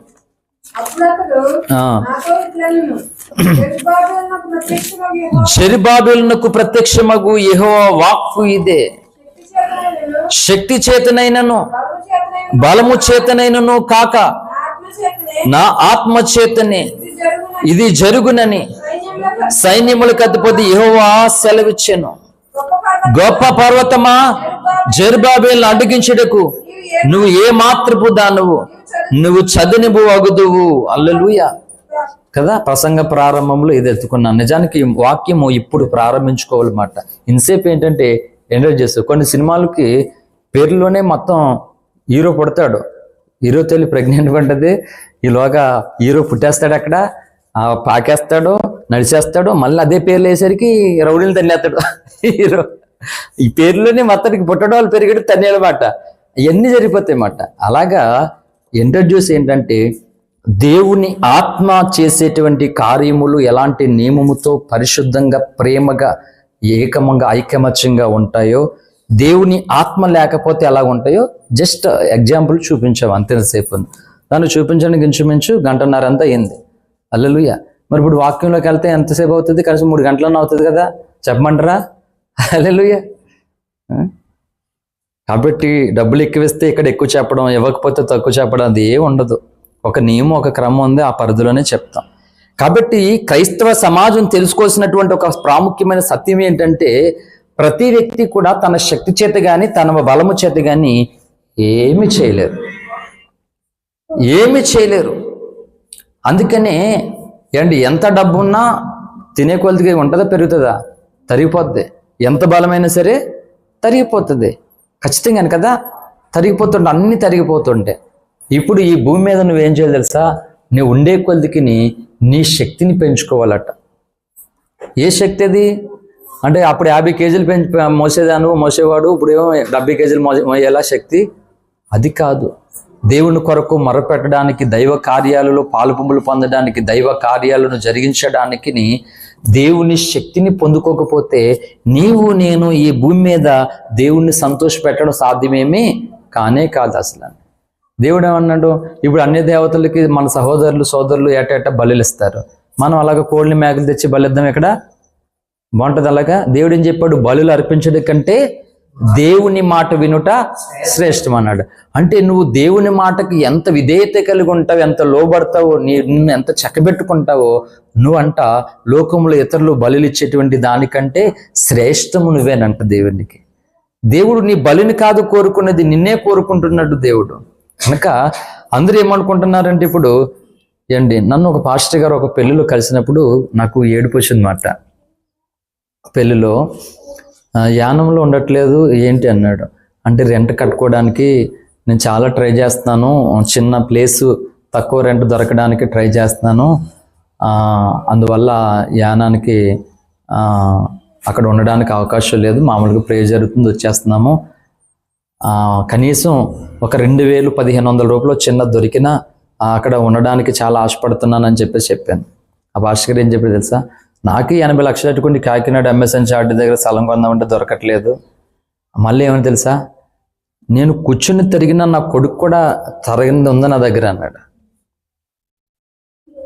నేను ఒక మాట చెప్తున్నాను యథార్థంగానే, ఇప్పటికీ కూడా నేను నా ప్రభుని ఈ బలహీనతల్లో, ఈ భేద స్థితిలో సంతోషపెట్టినంతకంటే వాళ్ళంత ఐశ్వర్యం ఉండి కూడా ప్రభుని సంతోషపెట్టింది ఏమీ లేదు, పైగా ఏడిపించింది ఎక్కువ. హల్లెలూయా. నీ ధనం ఎక్కడుండునో నీ హృదయం కూడా అక్కడే ఉంటుంది. హృదయం దేంతో నింపబడతా నోరు అదే పలుకుతుందట. హల్లెలూయా. అంటే అందుకంటున్నాను, శక్తి చేతనను బలము చేతనను అన్నీ జరిగిపోతాయి. అంటే ఒకవేళ చెప్తున్నాను, బాగా డబ్బు ఉన్నటువంటి వ్యక్తి ప్రపంచంలో ఏ దేశం కావాలో ఆ దేశం. సినిమాట్లో కొంతమంది సొంత విమానాలు ఉన్నాయి, కొంతమందికి, అందరికీ లేవు. వాళ్ళు సొంత విమానాలతో వాళ్ళకి లైసెన్స్ ఉంటుంది, ఏ దేశానికైనా వెళ్ళొచ్చు. వాళ్ళు ఆ లైసెన్స్ అగ్రిమెంట్ ఉంటుంది, దాన్ని బట్టి వెళ్ళిపోవచ్చు. సొంత విమానాలు లేని వారు డబ్బుతోటి ఏ దేశానికైనా వెళ్ళగలరు. ఇంకా మేము 2008లో ఓ దేశానికి వెళ్తున్నాం, నేను మధు. అవకాశం వచ్చిన వాళ్ళు పోగొట్టుకుంటున్నారు. మరి 2008లో ఏ దేశానికి వెళ్తాం ఇంకా తెలియదు, మొత్తం మీద వెళ్తాం ఏ దేశానికి. నిజమే, జోక్ కాదు. హల్లెలూయా. ఏమన్నా తీసుకురామంటారు మీకు? ఏమన్నా కొయిట సెట్లు లేకపోతే ఏమన్నా చాక్లెట్లు? డబ్బులు ఉన్నటువంటి వారు ఏ దేశానికైనా వెళ్ళడానికి అవుతుంది. ఒక మాట చెప్తున్నాను, ప్రపంచంలో ధనవంతులు అందరూ కలిపి ఫ్లైట్ కొంటారు, ఇంకోటి కొంటారు, వెళ్ళండి పరలోకానికి. ఒక్కడైనా ఉన్నాడా చరిత్రలో? వెళ్ళని వాడు. మరణము చూడక బ్రతుకున్నాడు ఎవడు, పాతాళముష కాకుండా తను తాను తప్పించగలవాడు ఎవడు అని చెప్తే, బైబుల్లో ధనవంతుడే ఎక్కడ దిక్కే ఎక్కడున్నాడు? ఎక్కడ? పాతాళలో ఉన్నాడు మాట. పాతాళలో ఉన్నాడు, బైబుల్లో ఉన్నాడు ధనవంతుడే. అంటే ధనవంతులు అందరూ అక్కడికి వెళ్తారని కాదు నాకు గురి. మళ్ళీ మీరు ఆ రాంగ్ తీసుకున్నారనుకో మొత్తం రాంగ్ వేలోకి వెళ్ళిపోద్ది. అయితే ధనవంతులు అందరూ నరకానికి వెళ్ళిపోతాడు అన్నాడు పాస్టర్ గారు. అంటే ధనవంతులు అందరూ నరకానికి వెళ్ళరు. ధనవంతుల్లో బోలు మంచివారు ఉన్నారు లేరా? భేదవాళ్ళలో కూడా కొంతమంది పనికి వాళ్ళ వాళ్ళు కూడా ఉన్నారు. బతుకు తక్కువ బాడ ఎక్కువ అంటారు చూసావా? బేదలే కానీ ఎంత పొగరో, ఎంత ఒళ్ళు వంకరో, మొత్తం అన్ని వంకరలే, పాము కంటే వంకరే. కాబట్టి బేదవారేమి గొప్పవారేమి దేవునికి చోటు ఇచ్చిన వారందరూ పరలోకంలో ఉంటారు. ధనవంతుడు హృదయంలో దేవునికి చోటు లేదు, కానీ లంకంతో కొంప ఉంది ఆడికి. మామూలు కొంప కాదు, లంకంతో కొంప ఉంది. కొంతమందికి ఇంట్లోనూ చక్కగా ప్రార్థన చేసుకోవడానికి, ఇంట్లో భర్త కానీ పిల్లలు కానీ అందరూ క్రైస్తవులే, ప్రార్థన చేసుకోవడానికి నో ప్రాబ్లం, కానీ చేసుకోవడానికి మనసు ఉండదు వీళ్ళకి. రాజులావిడి కరోనా టైంలో చిన్నవాసల కానుక పంపించేది అండి. ఆమె సీక్రెట్గా దేవుడిని నమ్ముకుంది. చాలా ఇష్టం దేవుడు అంటే, ఎంత ప్రేమో ఎంత ఇష్టమో. దేవుడి మాట వినాలన్నా, ఎప్పుడైనా ఏదో ప్రార్థనలోకి ఎక్కడికైనా వెళ్ళాలన్నా చాలా ఇష్టం అట. ఎంత ఆనందమో ఆ వ్యక్తి అండి. యథార్థంగా చెప్తున్నాను మీకు, బాత్రూంలో మోకాళ్ళు వేసి ప్రార్థన చేసుకుంటుందట. ఎందుకంటే ఇంట్లో భర్త కానీ పిల్లలు కానీ తెలిస్తే నువ్వు ఆ దేవుడికి మొక్కుతున్నావా, ఆయనకి ప్రార్థన చేస్తున్నావా అని ఏం చేస్తారో తెలియదు. కనుక జ్ఞానవంతులు కుటుంబాన్ని కట్టుకుంటూ దేవునితో ఉంటారు, బుద్ధిహీనులు కుటుంబాన్ని కూర్చుకుంటూ దేవుడు అంటారు. అర్థమవుతుందా? అందుకే దేవుడు ఆ మాట చెప్పాడు. కుటుంబాన్ని వదిలేమని చెప్పలేదు దేవుడు. చిటికి మాటికి కుటుంబాన్ని వదిలేసి తెగతెంపులు చేసుకుని దేవుడి దగ్గరకు వచ్చే చెత్త అదంతా కూడా, చెత్త బోధ అదంతా. అనోకు కుమారులను కుమార్తెలను కనుచు దేవునితో నడిచాడని చెప్పింది బైబిల్. కుటుంబ బాధ్యతను కలిగి దేవునితో నడవాలట. బాత్రూంలో మోకాళ్ళేసి ప్రార్థన చేస్తుందంటే అమ్మకే నీకు నాకు లాగా ఇంట్లో ప్రార్థన చేసుకునే అవకాశము లేదు. ఇప్పుడు మాట చెప్పు, నీకు ప్రార్థన చేసుకోవడానికి ఎంతో అవకాశం ఇచ్చి ఎంతో కృపిస్తే నువ్వు నేనేమో ప్రార్థనకు కొడుతున్నావు. అవకాశం ఒక్కసారి ప్రార్థన చేసినట్టు కనబడితే జుట్టు మెలేసుకుని వాకర్లో లాక్కొచ్చుకొని తన్నేస్తారన్నమాట. అటువంటి స్థితిలో ఉన్నటువంటి వ్యక్తులు ఆ వాష్రూమ్లో మోకాళ్ళు వేసి ప్రార్థన చేస్తారంటే వాళ్ళని ఎందుకు వదిలేస్తాడు దేవుడు? ఏదో రోజు నేను చేస్తాను ఇలాంటి వాళ్ళందరి కొరకు ప్రార్థన. ప్రభువా, నిన్ను ప్రేమించు వాళ్ళందరూ నీకు దగ్గర అవ్వాలి ప్రభువా. వాళ్ళని ఇంట్లో ఎవరెవరైతే ఆటంకపరుస్తున్నారో వాళ్ళందరి నుండి వాళ్ళకి విడుదల కావాలి, వాళ్ళని కాపాడని 20 సంవత్సరాలుగా ప్రార్థన చేస్తున్నాను నేను. అలాగా ఒక్కొక్కరు దేవుని కృపెట్టి ముందుకు వస్తూ ఉన్నారన్నమాట. హల్లెలూయా. ఏండి, ఒక కాపులావిడి సువార్త చేయాలి, నేను దేవునికి ఏదోలాగా ఉపయోగపడాలి, ఎలాగుండిపోతున్నాను, అలా ఉండిపోవడానికి వీలు లేదని భర్తతో ఏమండి పంట నొప్పి వస్తుంది, చాలా నొప్పిగా ఉందండి, హాస్పిటల్కి వెళ్తానని చెప్పి ఎక్కడో తెలిసినటువంటి విశ్వాసుల దగ్గరికి వెళ్ళి సాధారణమైనటువంటి బట్టలు ధరించి తెలిసినటువంటి వాళ్ళకి సువార్త చెప్పి పలానా కులంలో నుండి ప్రభు నన్ను రక్షించుకున్నాడు, అమ్మా దేవుడు చాలా గొప్పడు, భయంకరమైన ఉగ్రత ఉంది, తప్పించుకోండి అని తనకు తెలిసినంత సువార్త చెప్పి గట్టి పన్నును తీయించుకుని వెళ్ళిపోయేదట. అలాగ తన జీవితంలో అన్ని పళ్ళు, మంచి పళ్ళు, అన్ని పళ్ళు పీకించేసుకుందంట. భక్తులు తమ శరీరాన్ని గాయపరుచుకున్నారు, క్రీస్తుని కనపరిచారు. ఇప్పుడున్నటువంటి క్రైస్తులు తమ సొంత ఇష్టాలు నెరవేర్చుకోవడానికి కొరకు భక్తులను ఏడిపిస్తున్నారు, దేవుడిని ఏడిపిస్తున్నారు. అందుకే ఈనాటి క్రైస్తవం క్రీస్తుని చూపించలేకపోతుంది. అన్ని జనులు ఎందుకు రక్షణకు దూరంగా ఉన్నారు? ఏది క్రీస్తు ప్రేమను చూపించే క్రైస్తవులేరి నమ్ముకుని సీనియర్ క్రైస్తవులు ఎన్ని సంవత్సరాలు అవుతుందని చెప్తున్నారు. నమ్ముకుని క్రైస్తవులు అన్ని సంవత్సరాలు అవుతుంది. ఏండి, క్రీస్తు ప్రేమ చూపించేది ఏది? కలుపుకునే మనసేది? ఐక్యత ఏది? ప్రేమ ఏది? నువ్వు చూపించు. నీ కుటుంబంలో నువ్వు చూపించవలసిన ప్రేమ చూపించు. నీ ప్రేమ చూసి కూడా లోబడకపోతే, మార్చుకోకపోతే వాళ్ళు బుద్ధిహీనులుగా, చరిత్రహీనులుగా మిగిలిపోతారు. కానీ ప్రేమే పంచకపోతే, ప్రేమ పంచలేని వ్యక్తిగా దేవుడు లెక్క రాసుకుంటాడో. ఈ యొక్క లిస్టులో చెప్పినట్లుగా తలాంతులు 5, 2, 1 చెప్పినట్లుగా లెక్క అడుగుతాడైనా. నీకు భూమి మీద ఇన్ని సంవత్సరాల ఆయుష్ని ఇచ్చాను, నీకు ఎంత ఆరోగ్యం ఇచ్చాను, నీకు ఇచ్చిన ఆయుష్ దినాల్లో చూడు నువ్వు నన్ను ఏడిపిస్తూనే వచ్చావు. నువ్వు నన్ను సంతోషపెట్టావా? ఎల్లు ఆ చీకటి కలిగినటువంటి స్థలంలోనికి వెళ్ళిపో అంటాడు. సంతోషపెట్టిన వారిని ఆ రాజ్యంలో నాతో పాటు ఆ సంతోషంలో పాలు పొంగులు పొందా అంటాడు. అందుకే ఇది కాదు క్రైస్తవ జీవితం అంటే. ఇక్కడ మన మట్టికే మనం బ్రతికి మన కోసమే మనం ఆలోచన చేసుకుని దేవుడు ఏమై ఉన్నాడు, రాబోతున్నాడు. మరి మన సహోదరులు, మన బంధువర్గ బోల్ మంది ఉన్నారు, వీళ్ళందరూ నాశనం అయిపోయినా పర్లేదండి మనకి. అంటే నమ్ముకుంటే స్వర్గం, నమ్మకపోతే నరకం. ఈ డైలాగులు కొట్టేస్తే చెప్పు తీసుకుని కొట్టేస్తారు మనల్ని. డైలాగులు కాదు, కొట్టవలసింది మన బ్రతుకులో సత్ప్రవర్తన చూపించాలట వాళ్ళకి. నీ సత్ప్రవర్తన చూసిన తర్వాత నమ్మకపోతే అది వాళ్ళు తప్పవుతుంది, నీది నాది తప్పవదు. ఇవన్నీ రావడానికి క్రైస్తవము ఆత్మ దేవుణ్ణి పక్కన పెట్టేసింది గనక నీవు నేను ఈ దినాన్ని ఆత్మచేత నింపబడాలి. పరిశుద్ధాత్మ దేవుడు యేసుప్రభువారు బాప్టిజం పొందిన తర్వాత పావురు అనే దాని మీదకు వచ్చినట్లుగా ప్రతి ప్రార్థనలో వ్యక్తిగతంగాను ఆత్మదేవుడు బాహాటంగా రాడో, భాషలు వస్తేనే ఆత్మదేవుడు వచ్చినట్లు కాదు. దేవుని మనసు నీకు వస్తుంది మాట. ఆత్మదేవుడు వస్తే దేవుని ఆలోచన, దేవుని మనసు, ఏది తప్పో ఏది రైటో నువ్వు ఎరుగుతావు మాట. ఆ క్రమం కాని దాన్ని పక్కన పెడతావు. చీపురు కట్ట ఉన్న దేనికి? చెత్త, బయట చెత్త అంతా లోపడేసుకోవడానిక? లోపల చెత్త అంతా బయట వేయడానికి. ఆత్మదేవుడు కూడా నీలో నాలో ఉన్న చెత్త అంతా బయటపడేస్తాడు మాట. అప్పుడు పరిశుద్ధమైన హృదయముతో, చూసే కన్నులలో లోపము లేకుండా, వినే మాటలు మంచివి వినేటట్లుగా, పలికే పలుకుల్లో కూడా మంచివి పలికేలాగా మాట్లాడేలా చేస్తాడు మాట. హల్లెలూయా. ఈ ఆత్మలు అన్నవారు చెప్తున్నాను కదా, వాళ్ళు క్రైస్తవులు కాదు.